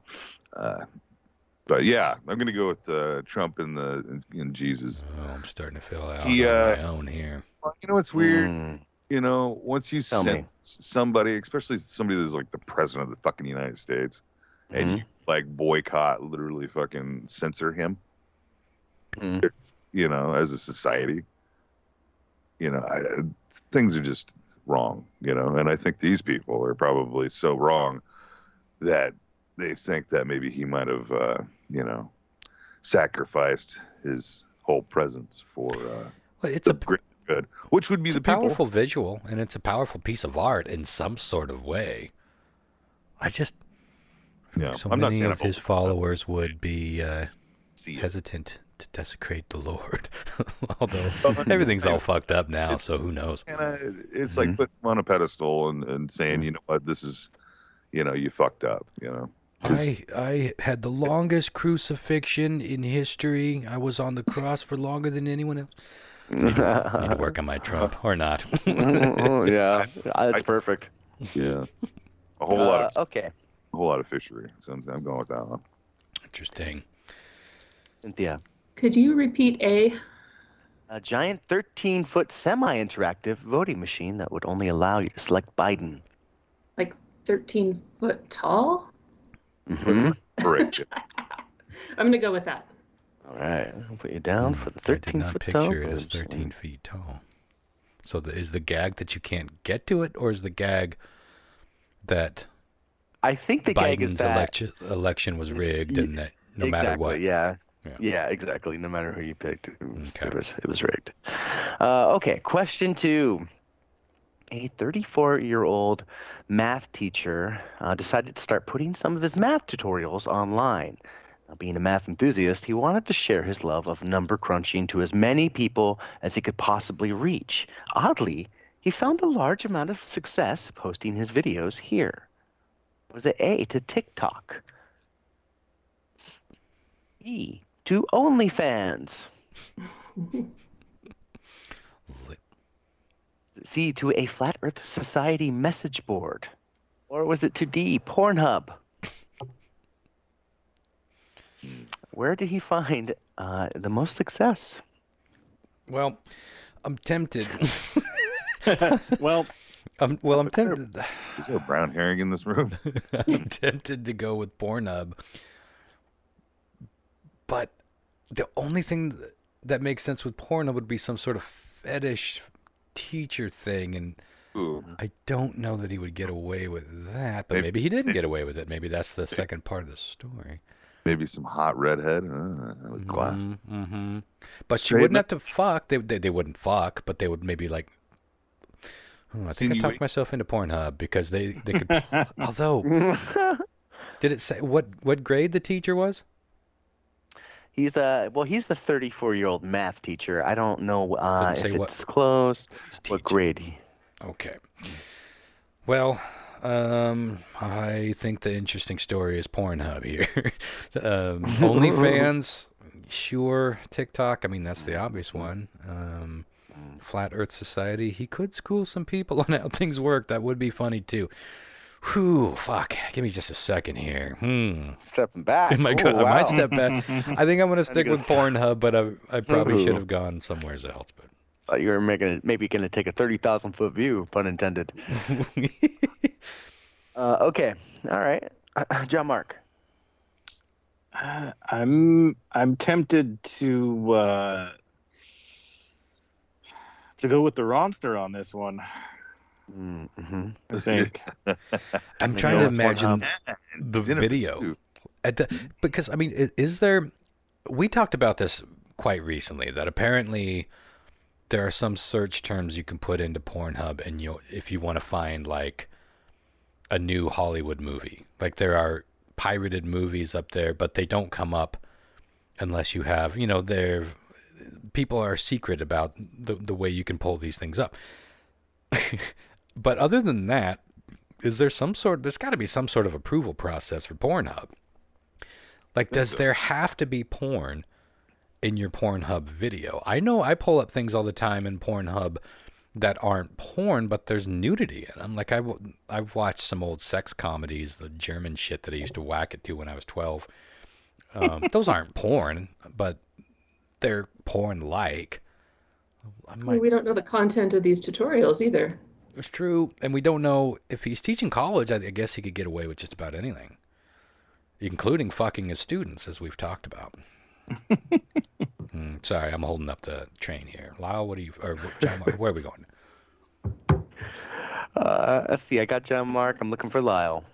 Oh, it's my turn already. I'm going to say that TikTok, even though I don't watch it, I don't like it. I never wanted to get into it, so I never got it. You know what I mean? I'm a fan of Instagram. I love Instagram, and I know it's a lot similar. But I've actually have a few channels that I've saved that are ironically, I wouldn't say teaching math, but they're similar in nature, being like a guitar player that, shows how to do pentatonics and shit like that. Teachers that are in all means teaching, and they're very successful, hugely successful. So I'm going to go with TikTok. Right. I'll put you down for TikTok. Yeah, Cynthia. TikTok is like Instagram in theory, but the way people use it is, I think, what baffles old people like us. But it is what you make it, like anything else. I'm sure there's a million TikTok followers that any of us would be interested in, but we're just not interested in finding them. Yeah. So I was kind of intrigued and tickled by the OnlyFans idea, but then I thought that's a paid platform, right? Mm-hmm. Yeah. So I don't see much success in paying for math tutorials. I'm going to go with Lyle on this one and go to TikTok. Going with TikTok as well. Okay. Interesting choices, you guys. Interesting. Well, if he's got a whiteboard marker taped to his erect penis, I could see him earning some money on any of these platforms, really. When it's folded in half at 6 inches, and when I pull it out all the way, it's 12. It's not a very good whiteboard squeak, but you get the idea. Is that what that was supposed to be? Yeah, that was what it was supposed to be, yes.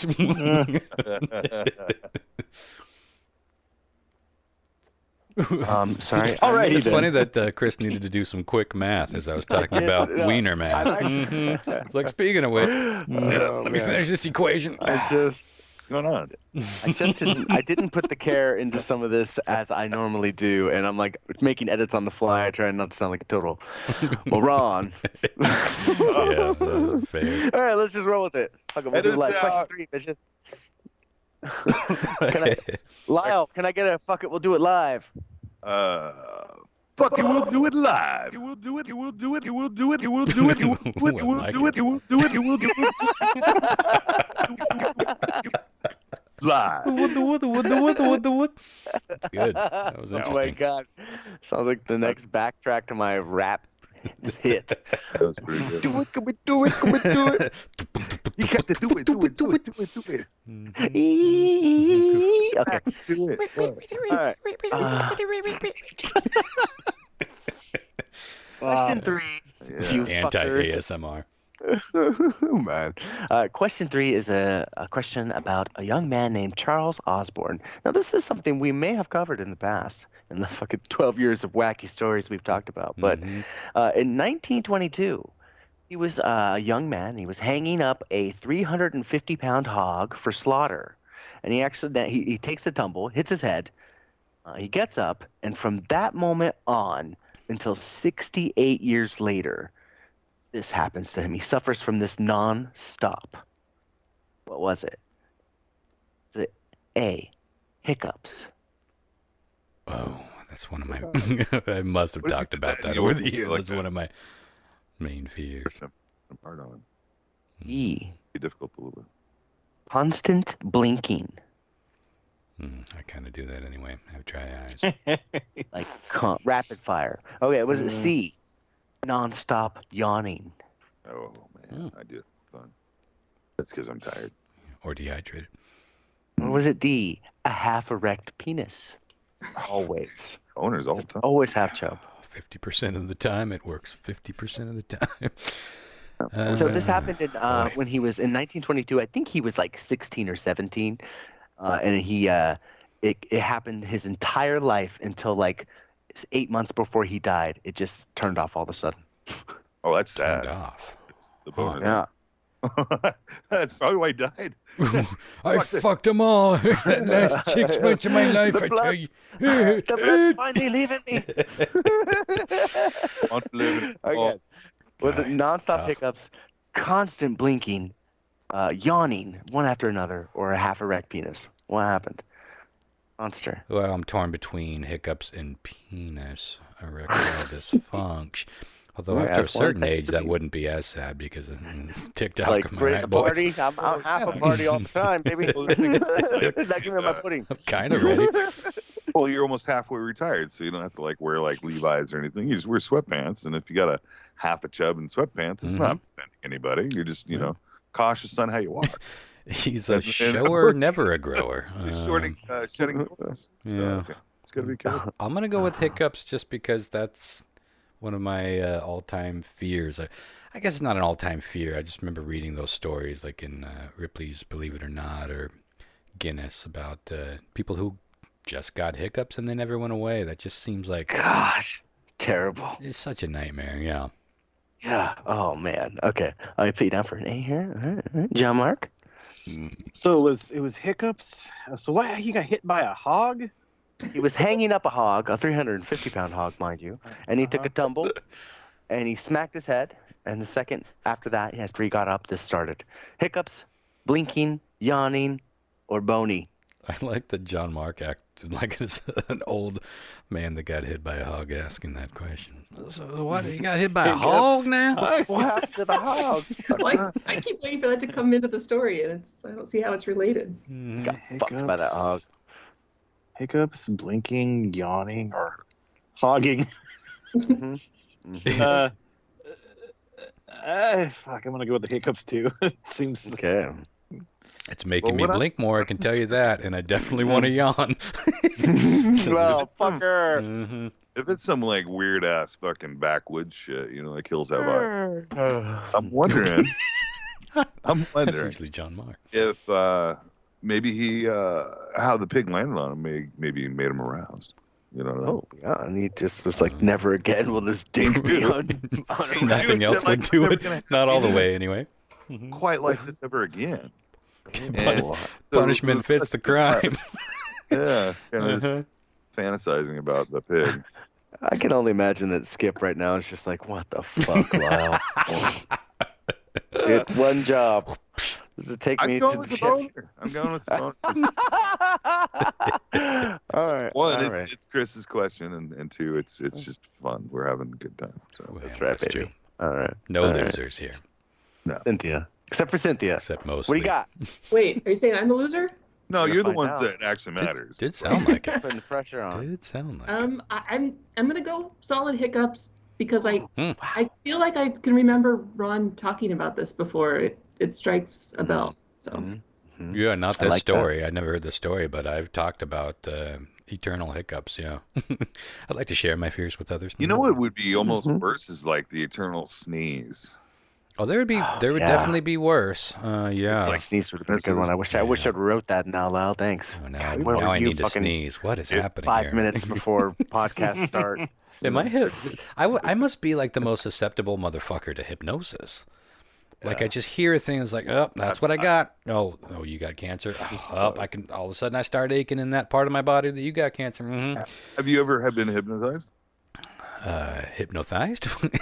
Hypnotized. I've never been able to be hypnotized. Well, I don't know. I probably wouldn't know because I'm a susceptible little bitch, as it turns out. Like every little fucking thing. There's a class that comes around like once a year, and go to it for free, and it's to quit smoking or to lose weight. Let's do it on the podcast. Let's get one on the podcast. I don't trust it. Ron. What they do is I would do it for content. You don't want to do it. They'll literally pull you on stage. And they will hypnotize the whole group, and whoever doesn't, they pull off. But the people that literally make them like drop their pants and fucking act like a chicken. Yeah, I've always seen this, but isn't this, John Mark? You would know if anyone would know. So I don't know. Has this type of hypnosis been debunked or explained? Because it can't actually be hypnosis. I feel like it's not. I did one of those things. I went to one of those fucking things at the Red Lion, and it made you think maybe it was gonna work, but it didn't. But I mean, I'm talking about when someone starts barking like a dog, when someone starts like the Gilligan's Island version of hypnosis. Yeah. When you've seen that, like, don't those people have to be in on it? Don't they have to?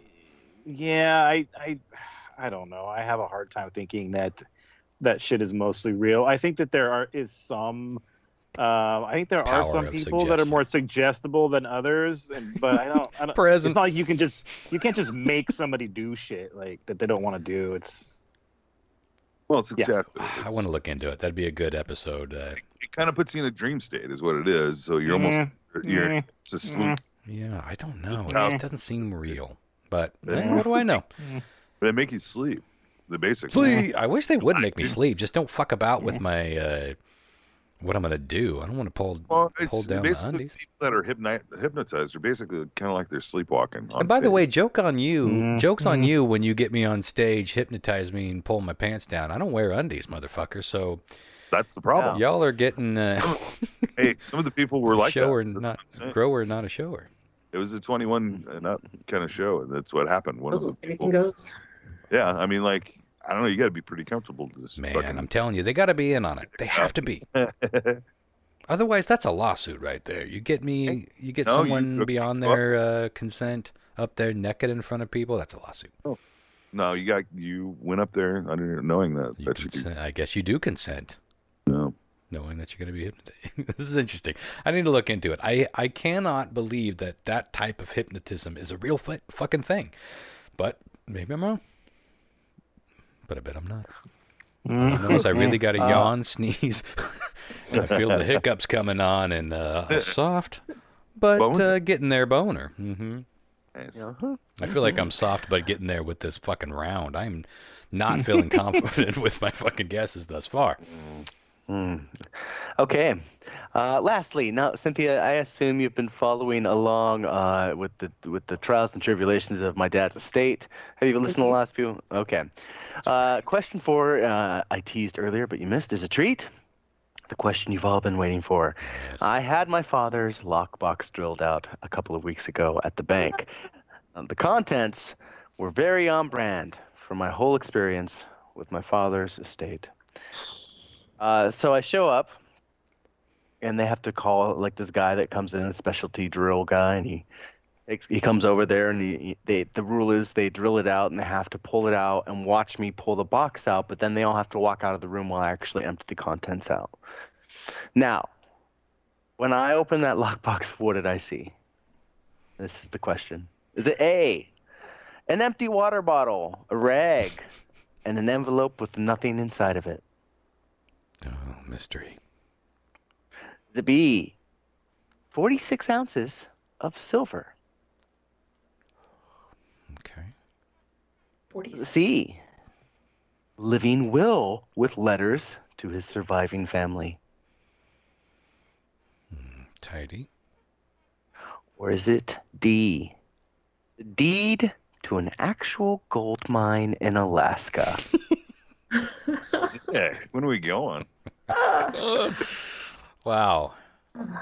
Well, I was just looking at getting a metal detector, man. We could go make All some. right, baby. We might be lean towards D. We might be going up to D. well, the problem here is on brand with your dad Oh, could yeah. be, that's all over the map. Yes. Um, The thing is that I would believe any of these to have been true. yeah. So. Well, I am torn between the silver, but that also seems pretty on the nose and something that we hypothesized way early on. The water and the rag and the. I have a theory Like, is he that? on that. I'll Oh, tell you Lyle's later. a theory. Interesting. It'll be after, I guess, unfortunately. But let's see. The will thing seems awfully tidy. And D, I have a hard time. Although there's a reason that you saved it for a question, but would it be as grand as you are now the owner of an Alaskan gold mine? I didn't say a valuable Alaskan gold mine. That's true. Could just be a I claim. simply said a could lead to an actual gold mine. I'm going to go, God, I think I'm going to go a little lame here. I want to go with the gold mine. I really do. And I hope that you have, I don't care how fruitful, big, or where this is. I just love the idea of someone I know being inherited an Alaskan gold mine. I just don't think so. I feel like it's going to be the silver. I'm going to go with the silver. 46 ounces of silver. Okay. I don't know what that, I guess maybe I should have looked up. Hang on. Is this a cheat if I look up how much 46 ounces of silver is worth? No, I'll let Well, you. not if you're admitting it to all of us, and we all have access to that information. True. I'll tell you this. Oh, you already know. Oh, yeah. I mean, I don't know. What does it say? Interesting. Interesting. It says, how much is 46 ounces of silver Why worth? don't you look up what's 1 ounce of silver is worth? Yeah. Oh, yeah, I guess that would have been. It's like one of the terrible Did I queries. tell you I am broken in my brain? Well, it still gave me What's about 3.5 pounds? Yeah. Silver ounce. It gave me a whole calculation, but it wasn't getting to the point here. So yeah, let's simplify it. Silver ounce is worth $22. So let's do 22 times 46 equals 1,012. Yeah. That's where I'm going to land. Okay. Okay. Well, I didn't know all that much about your dad, obviously, but just based on some of the stories that you have told us, I feel like a deed to a dubious gold mine in Alaska might fit with his brand. But I don't know. I'm going to go with that because it would be cool. I'm glad someone's going with it at least, yeah. All right. Well, I know who's getting invited to my fucking gold mine. Who's not?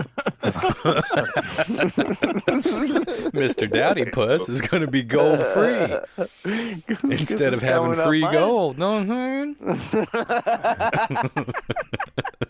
I'll be here Googling how much is 46 ounces of silver worth. Fucking goober.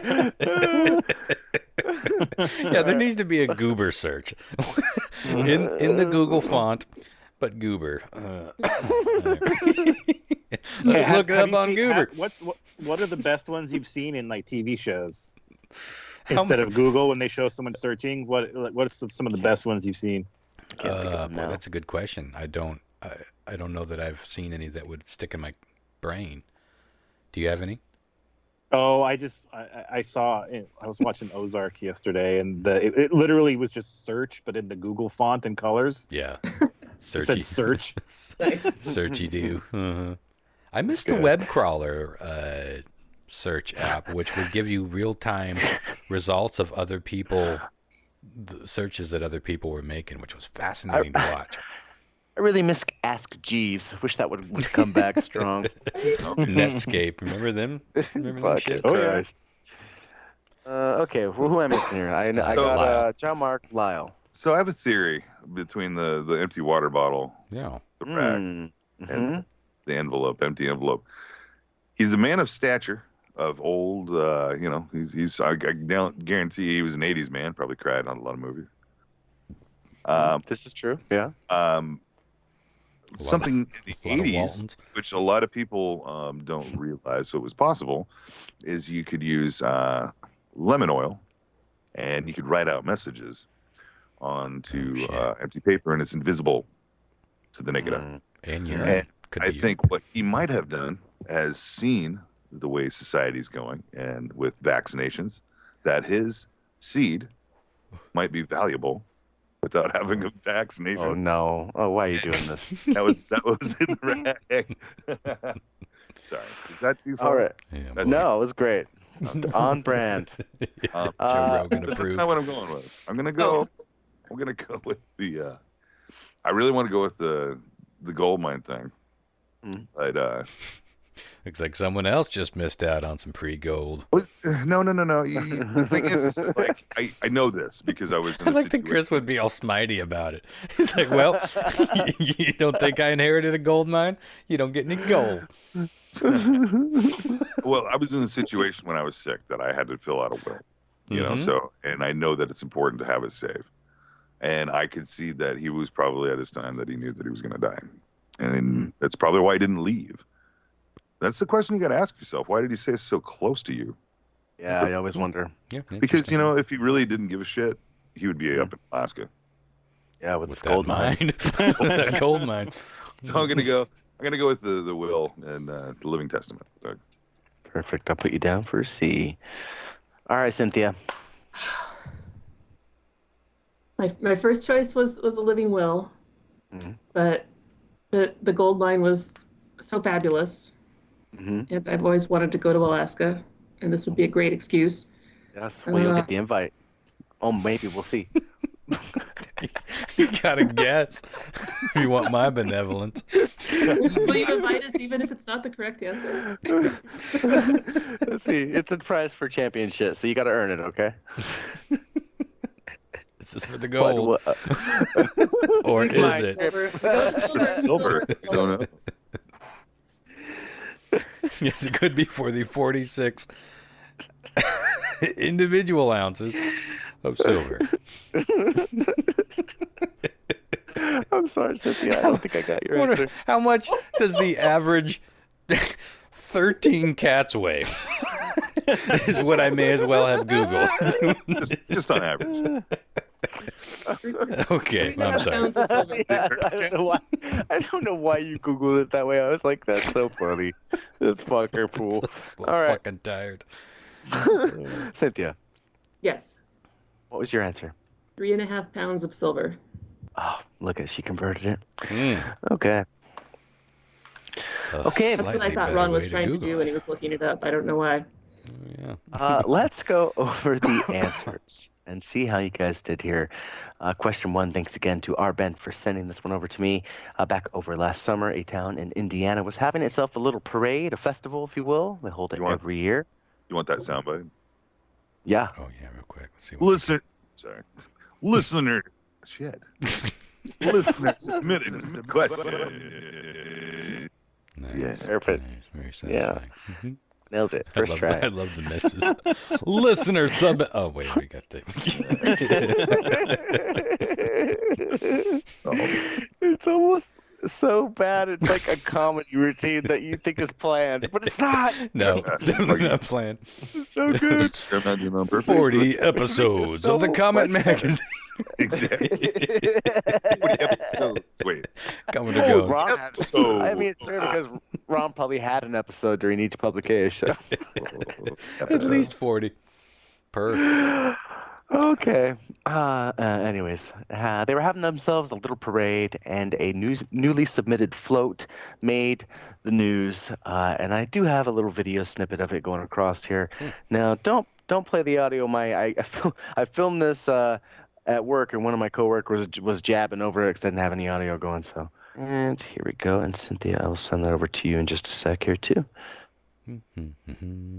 Lyle, give us a Almost little, while we're waiting, give us a little, see where that lands on your little effect. Do do do do do. That was pretty good.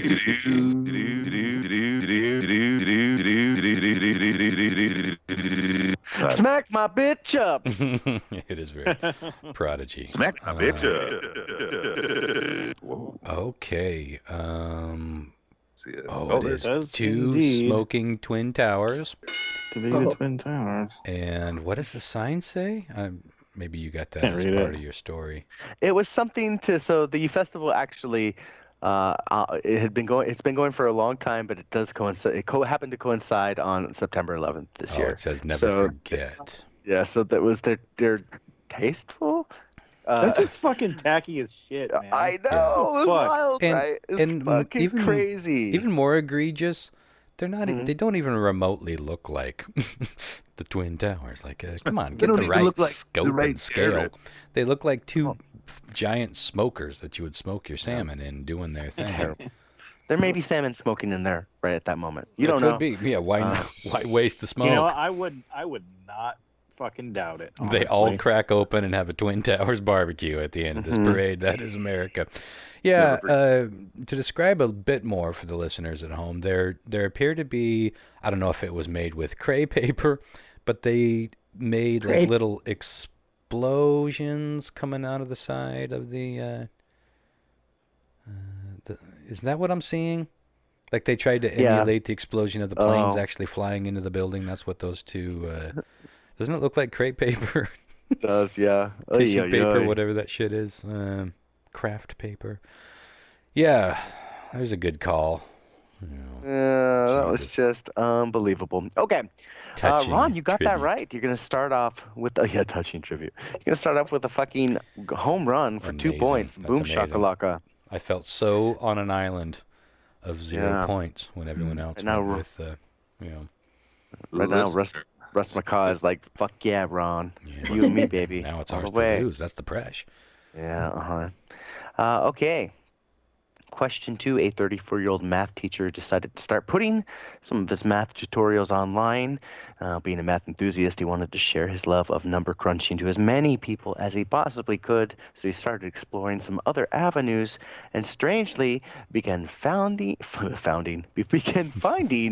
a bunch of success simply posting his videos to Pornhub. Oh, Now, I do have a little screenshot. It's clever what he's done. He has a series called Play Hard, Study Hard with that screenshot, which has, mostly it blacked out, but looks like it could be a fucking porn movie, but it's literally him just at a blackboard. Okay. Giving math lessons. Yeah. Here, I'll send this to you, Cynthia. Please. So it's That's not... There you go. Hours. But that does... I wonder, are these getting deleted by Pornhub? No, there's lots of non-sexual stuff, content up there. Yeah, Interesting. It is interesting. We'll see where that goes. But he's made some money and definitely reached new audiences. So there you go. Of course. Ron and John Mark got that correct. I mean, Ron has 3 points. John Mark has 1. I'm doing some Pornhub style math here in my head, and I'm looking at pretty solid at 3. You're feeling pretty good, aren't you? Let's see what happens. Not Pornhub good, but pretty good. Okay. I think it's time for a fucking Bloody Oranges fucking site there on old Pornhub. I gotta admit, my imagination is going like, what could I upload to Pornhub? That's not porn, but let's go. Might be do videos. No one looks at my videos on YouTube. Maybe I'm in the wrong fucking website here. This changes everything. It's got my imagination going for sure. Yeah, look my shit up on Pornhub. Tell me, I mean, doesn't that alone make you at least a little curious? Like, here's my video. Here's a link to my Pornhub site. As opposed to, hey, look me up on YouTube. To be like, yeah, I'll get right on that. No, look me up on Pornhub. You should call your channel Masturbate Our Station. Wow. I'm not lying. like a handful of. I got goosebumps at that name. Yeah. That's what we were gonna say. I'm not gonna lie. Well, all you have to do is put like a handful of like 5-minute songs that are kind of groovy and like porn, old 70s porn, like, and then sell it, man, and people will buy it. And thus, Masturbate Our Station is born. It's I did some serious 22 meditation today. They say that everything's aligning to get some manifestation, and I maybe just manifested. I wanted some new projects, some new experimentation in my life this year. And maybe that just manifested right here on the show. It's Masturbate Our Station. It doesn't roll off. Radar Station was hard enough for most people to say. Anyone that was over 60 called it radio station, I guess for obvious reasons. But Masturbate Our Station. We'll work on that. T or a D. It's going to be a hard one to spell. I got to start a Pornhub channel tonight. That's all I know. What I do with Masturbate Our Station, we don't know, but it's going to be. It will live soon enough. Follow my Masturbate Our Station. You just need to get it up. Get it up. Get it. As soon as I'm done with this video, I'll get it up. This thing writes itself. Oh my God. Okay. Fuck. Okay. Question 3. In 1922, a young man named Charles Osborne was hanging up a 350-pound hog for slaughter when he took a little tumble, hit his head, sat up, and just began fucking hiccuping. Oh no! Until he was 60. It was 68 years of hiccups after that, and then one morning they just fucking vanished, and then he died like I don't know, like a few months later. I wonder if he missed him. I don't imagine he could have, but You maybe you get used to just about anything. You can't. There's no way he didn't get used to him at that point. Doesn't mean he lived a normal life, though. The story went on to say he had found ways to like hide the hiccups from everyone, so he was still experiencing them, but you couldn't even tell. It was just like, but it was constant. It was just like never ending. Crazy. Ron, John Mark, and Cynthia, congratulations on getting points for that. I believe you all can see where this is heading, though, as Ron has 4 points already. Yeah. All right. Lastly, the fun one.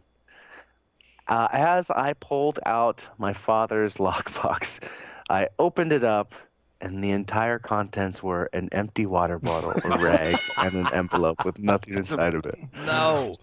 That was going to be my other guess. Tell me you got a picture of that. A gold mine sounds more. Well, you got video. Send it over. I got a picture. I actually have a photo of the contents for you. Just a sec. I'm sorry, I wasn't prepared to send this one. Almost there, but yeah, I laughed the whole way home. I was like, oh my God, this is fucking. And you so my dad. The bottle was completely empty. Yeah, it's like here. You'll see a picture here. I checked everything. Oh, it's not like a bottle of Evian. It's like a. It's a bottle you would carry around to hydrate your life when you're going hiking. What the fuck?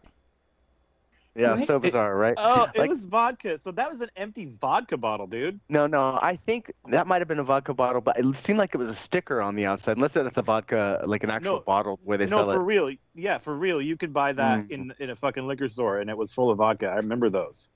Okay, that makes that's again on brand. So. Oh, I couldn't see the vodka logo. I thought it was just a sticker that was on there. Like I didn't realize it was actual professionally stuck.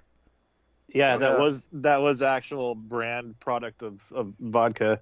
I didn't get for a while. I'm gonna look you that can up. reuse as a water bottle, of course. But I didn't mean to break that. I'm trying to pull it up. I can't see it. I think it's a clue. I think it's a clue that if you figure it out, you can find your way to the gold mine. Use the magnet. Yeah, look up Crew vodka bottle. It's the first thing that pops up. It's the metal. It's like a pun. Well, there we go. What the fuck? But that dude, was maybe he used, like Lyle was saying, maybe he used the lemon juice on the envelope, and if you get some vodka and just kind of, oh, okay, never mind. This is the most mysterious and wacky of the 4. I know. So dumb. So you must have smelled the bottle? He must have I did. held the envelope up to light, I think like here's the thing. candlelight. I think it'd been there for a while. I think he had something in there at some point because my dad liked to keep cash places occasionally.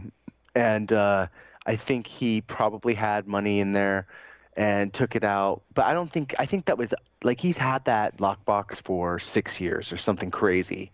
So, and I think at one point he went in there and took it out and for some reason felt like he had to put something back in there so it wasn't just fucking empty. Like, I don't know, maybe like an Indiana Jones stitch, just. Well, what if he fucking got in there with the key? I just don't understand. Yeah. I think there was chloroform on that rag in case anybody like snuck up behind him. He could just whip it around and be like, "Oh no!" Either that, or somebody had the key to it and then opened it up and then used the rag to clean off fingerprints. My brain wants to make something out of it, but I don't think. I just don't think you're right. There's no content. Yeah, it was so bizarre and weird. Just a white washcloth, a metal liquor bottle, and an empty envelope. Nothing written on the envelope. Nothing.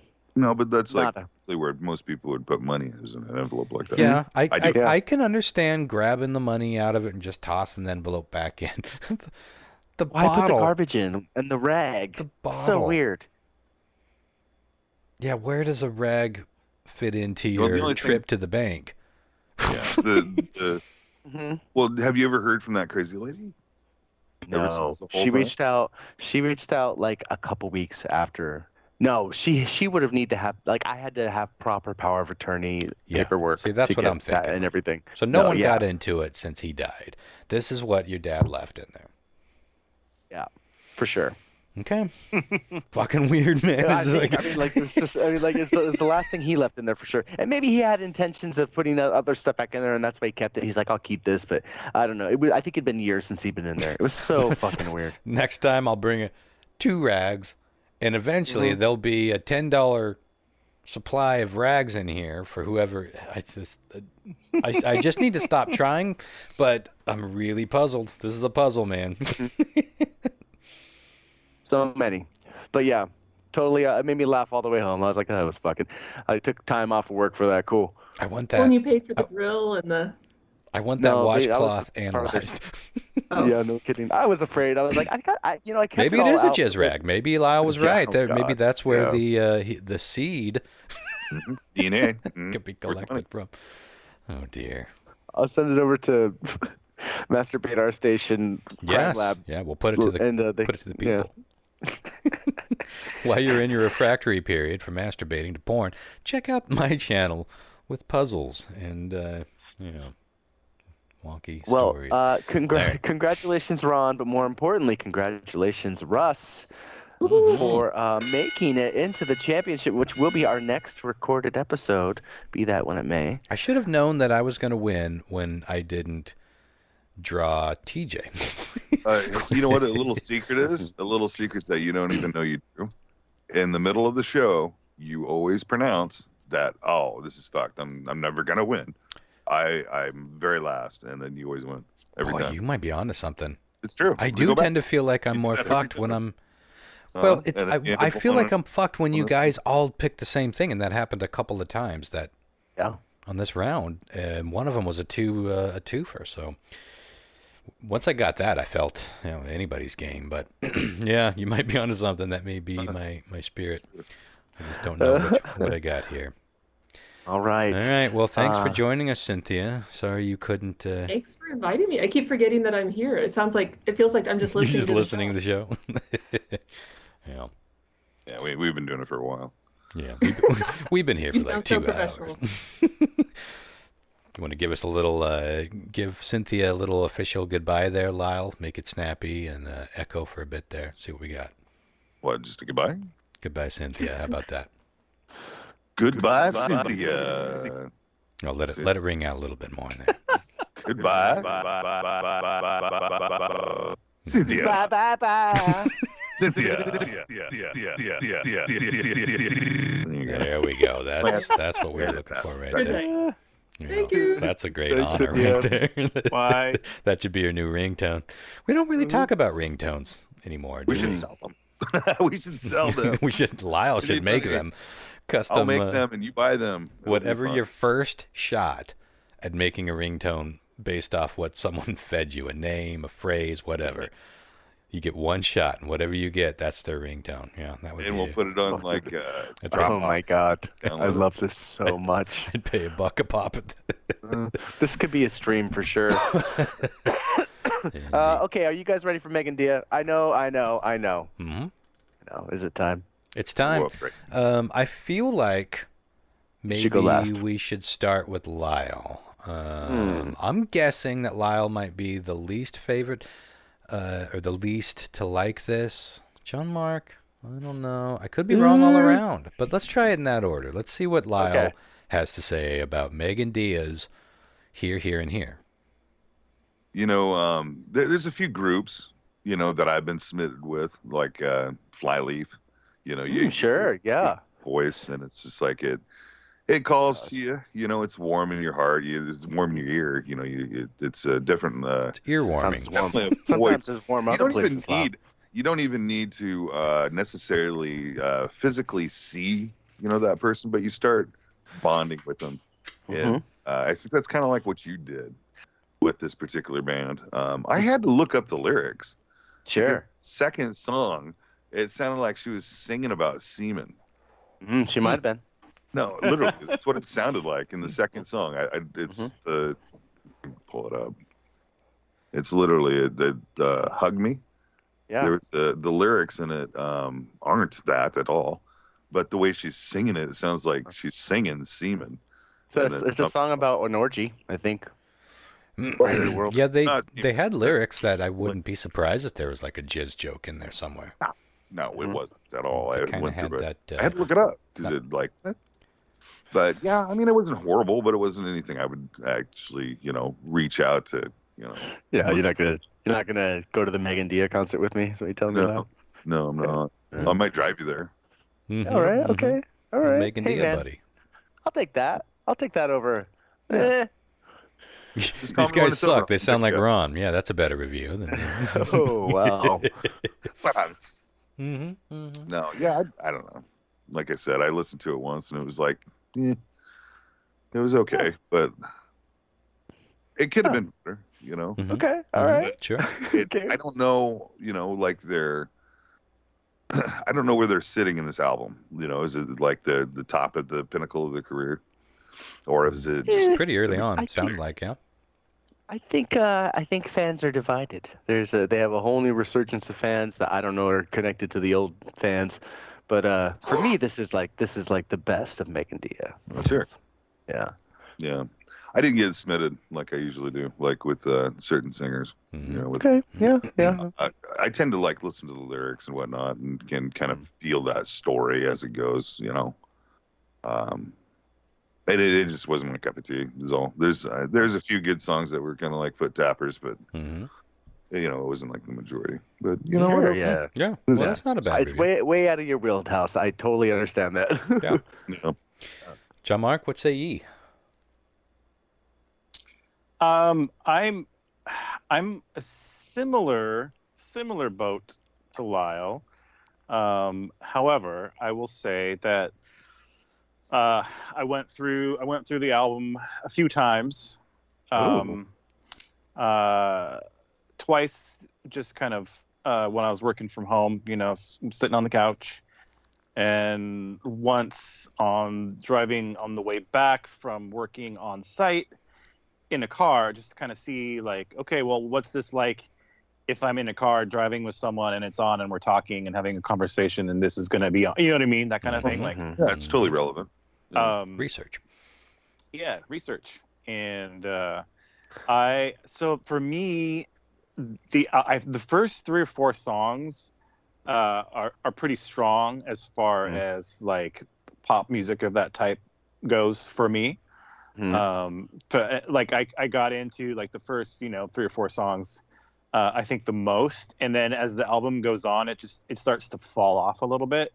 And there's a few songs later, like deeper in the album, that they kind of have the same sort of kind of like a mid to slow tempo or something, where it's like, I don't know. Yeah. The Plain White Tees one is definitely a skipper. And then the one with the one with Chris the dude, actually like you were set that talking up about, that's even. the one, right? The one with the dude. Yeah. Yeah. It's almost a country. I heard New that one. I was country like, song. oh, this is the one he was talking about for sure. Yep, it's so bad, but And it's odd, and he's singing auto-tuney too. But yeah, you're right. This is not like my normal cup of tea either. But I wouldn't be mad if it came on somewhere. You know, It was exactly my thought.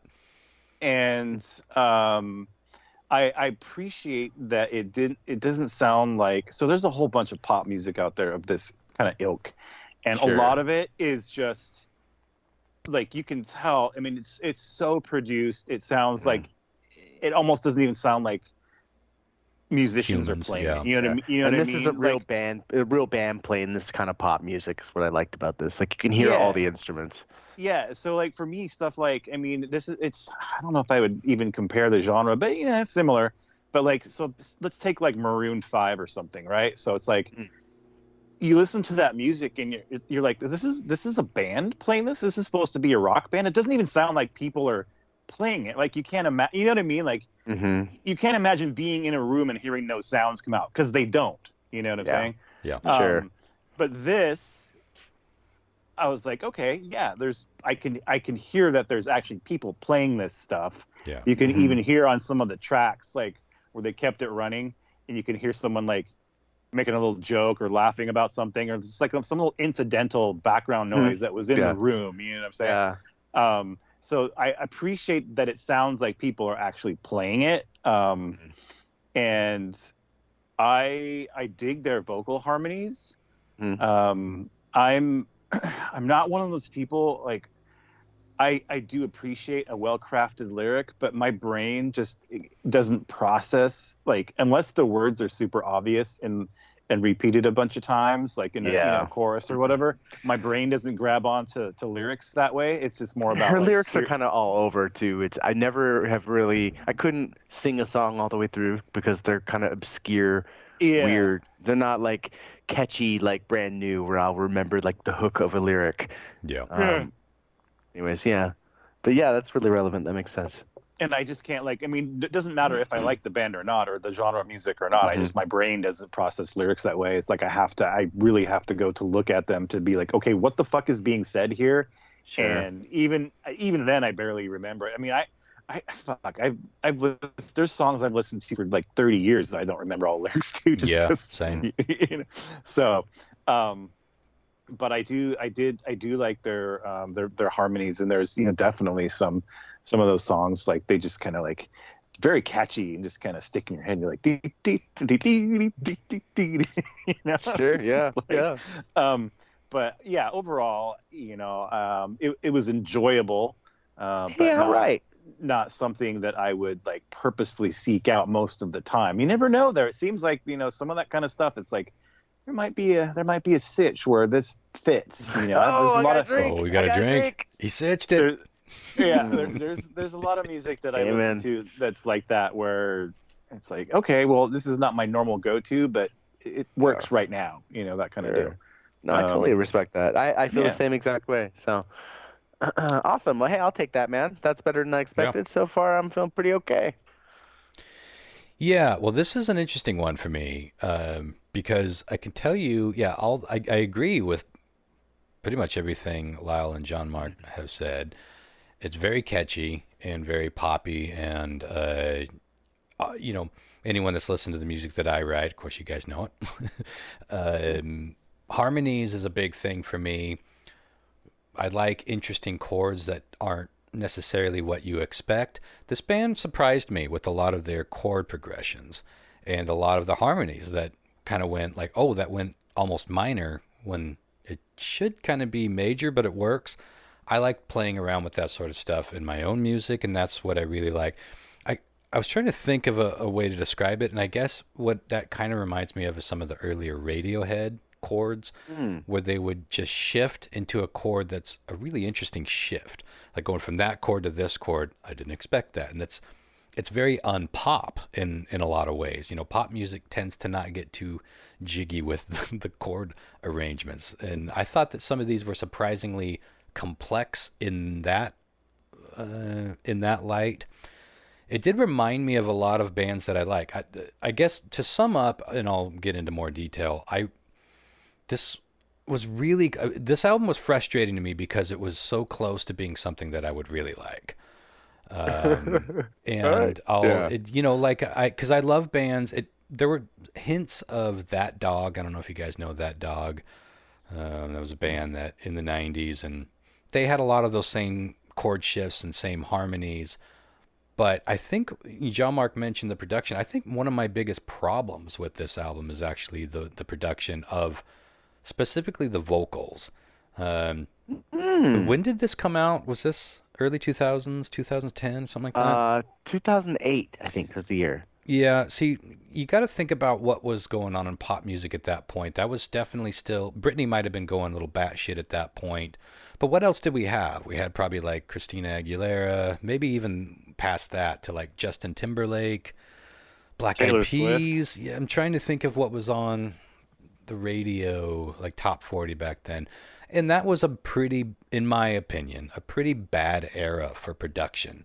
In general, even a lot of bands that I like, they fell victim to that locked into the 2000s production where it was just a little too digitally on the vocals. And some of her singing is, I like the tone of her voice, but she has a way of, I don't know, I feel like she sings with her mouth really wide open. And that something about that doesn't appeal to me. See, as somebody that sings way more than me, I think this is an interesting take. I've never considered that. Well, I liked the music. I thought, like Jean-Marc, I thought the first few songs were pretty strong, and then it did blend into the background to some degree. But I agreed with Jean-Marc on that too. Like I've been playing all these like 5 times, and I listened once all the way through today when I was wrapping, folding my papers and getting ready to send them out in the mail. So it was legitimate background music, and I'm typically as picky about my background music as I am with my foreground music. But this was, there's a vibe that I didn't dislike. Like it's pleasant music. It's nice to listen to, and yeah, you like if this isn't on in the background, I'm never going to be in a bad mood. Sort of like Jean-Marc said, it's not hateable music on any stretch. But that's kind of my point. Yeah. In fact, it's likable enough that I wish it was just a little bit. Just a little bit better. Well, yeah. And by better, I just mean my particular problem was the production. I think the vocals were just a little outside of what I like. If it was just a little bit more raw, a little less produced on the vocals especially, I would probably dig it more. But it was giving me sort of That Dog vibes, like a more poppy, more tighter and well produced. I mean, That Dog was pretty well produced, but some of those harmonies, like with that first song especially, Going Away, I think is what it was called.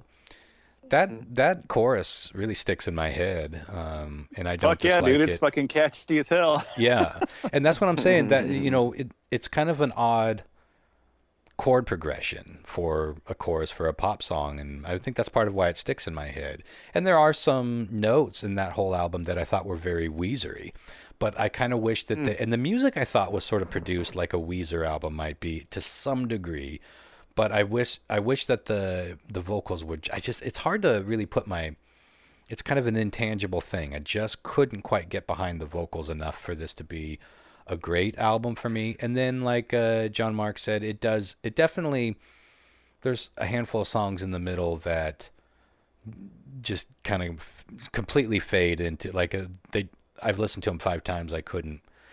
The 6th time would probably be a lot like listening to it for the first time. And then I didn't like that Plain White T's song, but I liked how it ended. I thought the last few songs were pretty good, and that last one, me too. Especially, I thought the album ends well. Yeah. What'd you guys think of the Black Wedding? That's one that I had on my list that I liked. Black Wedding was like, I think it's track 6 or so, but it's the one they tried to make a hit. I liked it. I don't thought recall it. I don't think it was a hit. I don't think it had hit material, but there were a few things that I liked. What If was a song that I liked quite a bit. Yeah. And but you'll love this, Chris. One of the reasons that I think I did like this, or one of the reasons that it was like something that felt very familiar to me in a strange sort of way, and I think I put my finger on it. There's a lot of this album that is this close to sounding like iCarly. And I'm being serious. Like, go back and listen to some of iCarly's stuff. Even the theme song could be sung by Megan D. It's a very similar structure and catchy and well sung, well produced. But just not quite.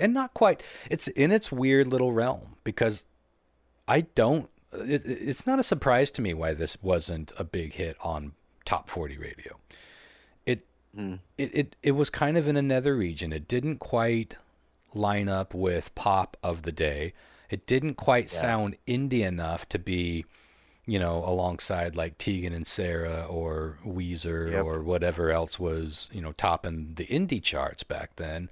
It was kind of in between. And I think it does sort of sound juvenile in a little way. Like, it does sound like almost Nickelodeon type. kind of like one of those, Disney or Nickelodeon young pop stars to me. I think is what I ultimately came away with. But again, my frustrations stem out of me just wanting to tweak it a little bit, so it could be something that I really like. So I guess that's the ultimate positive takeaway. Go ahead, Lyle. There's one thing you missed, Ron, is that the number 3 song, What If, is actually also a Creed song. And I think maybe that's why you like it so much. It's also a what? Creed song, What If. Is it really? Yeah. What If is a Creed song. It's not. But it's not the same song. The title. I got you. That would be fucking incredible to hear. Like, my favorite song was the Creed cover. Well, it would surprise me. I had nothing on here sounded like anything Creed would do, but yeah, I thought it was a good album, and I can see why you like it, and I can see why it has a good following. Your assessment, I think, perfectly describes kind of why maybe it's underrated, where it was just like fell in that little valley of not quite this and not quite that, but you know what I mean? If it came out in 1999, it would be, I think, like an indie cult hit.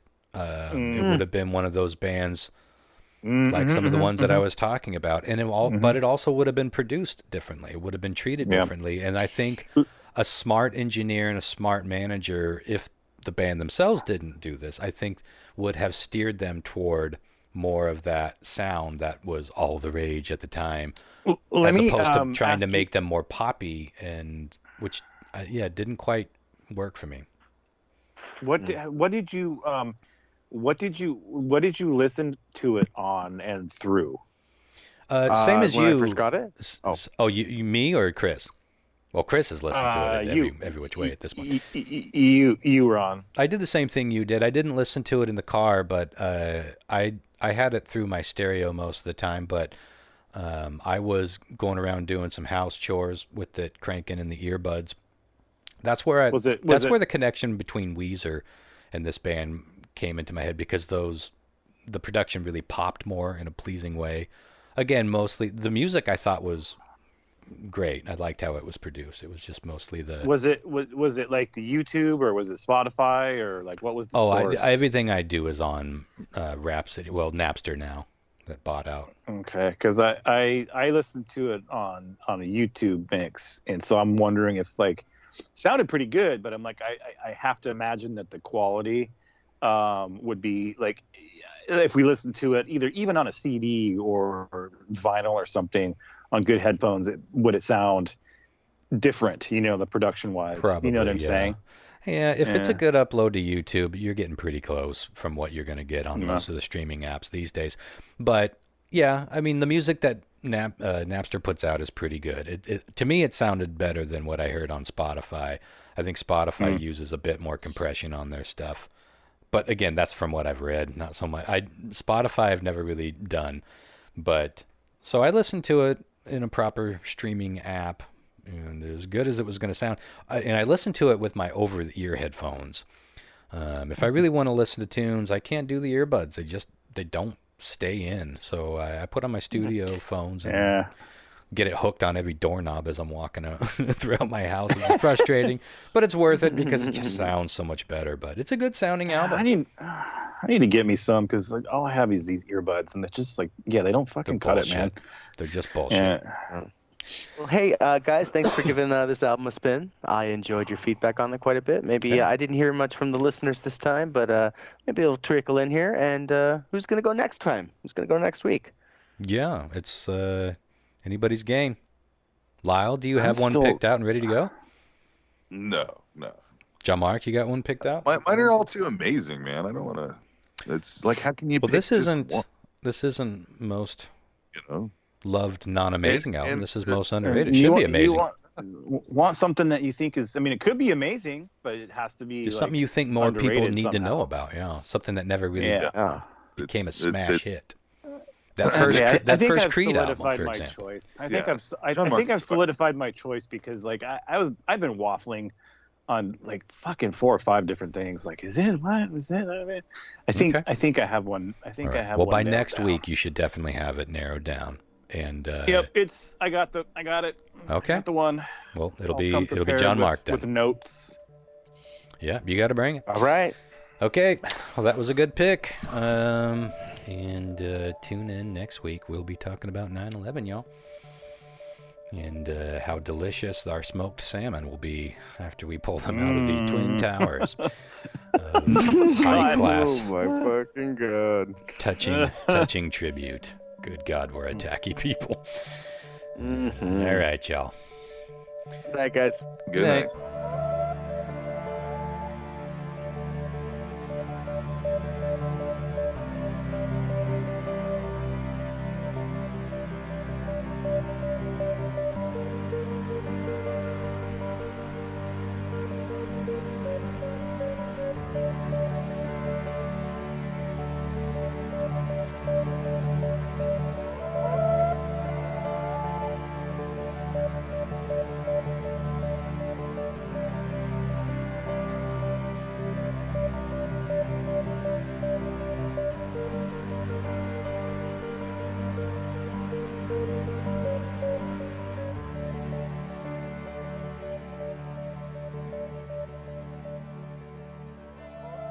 You're not stoned enough if you don't recognize the Costco pumpkin pie, motherfucker.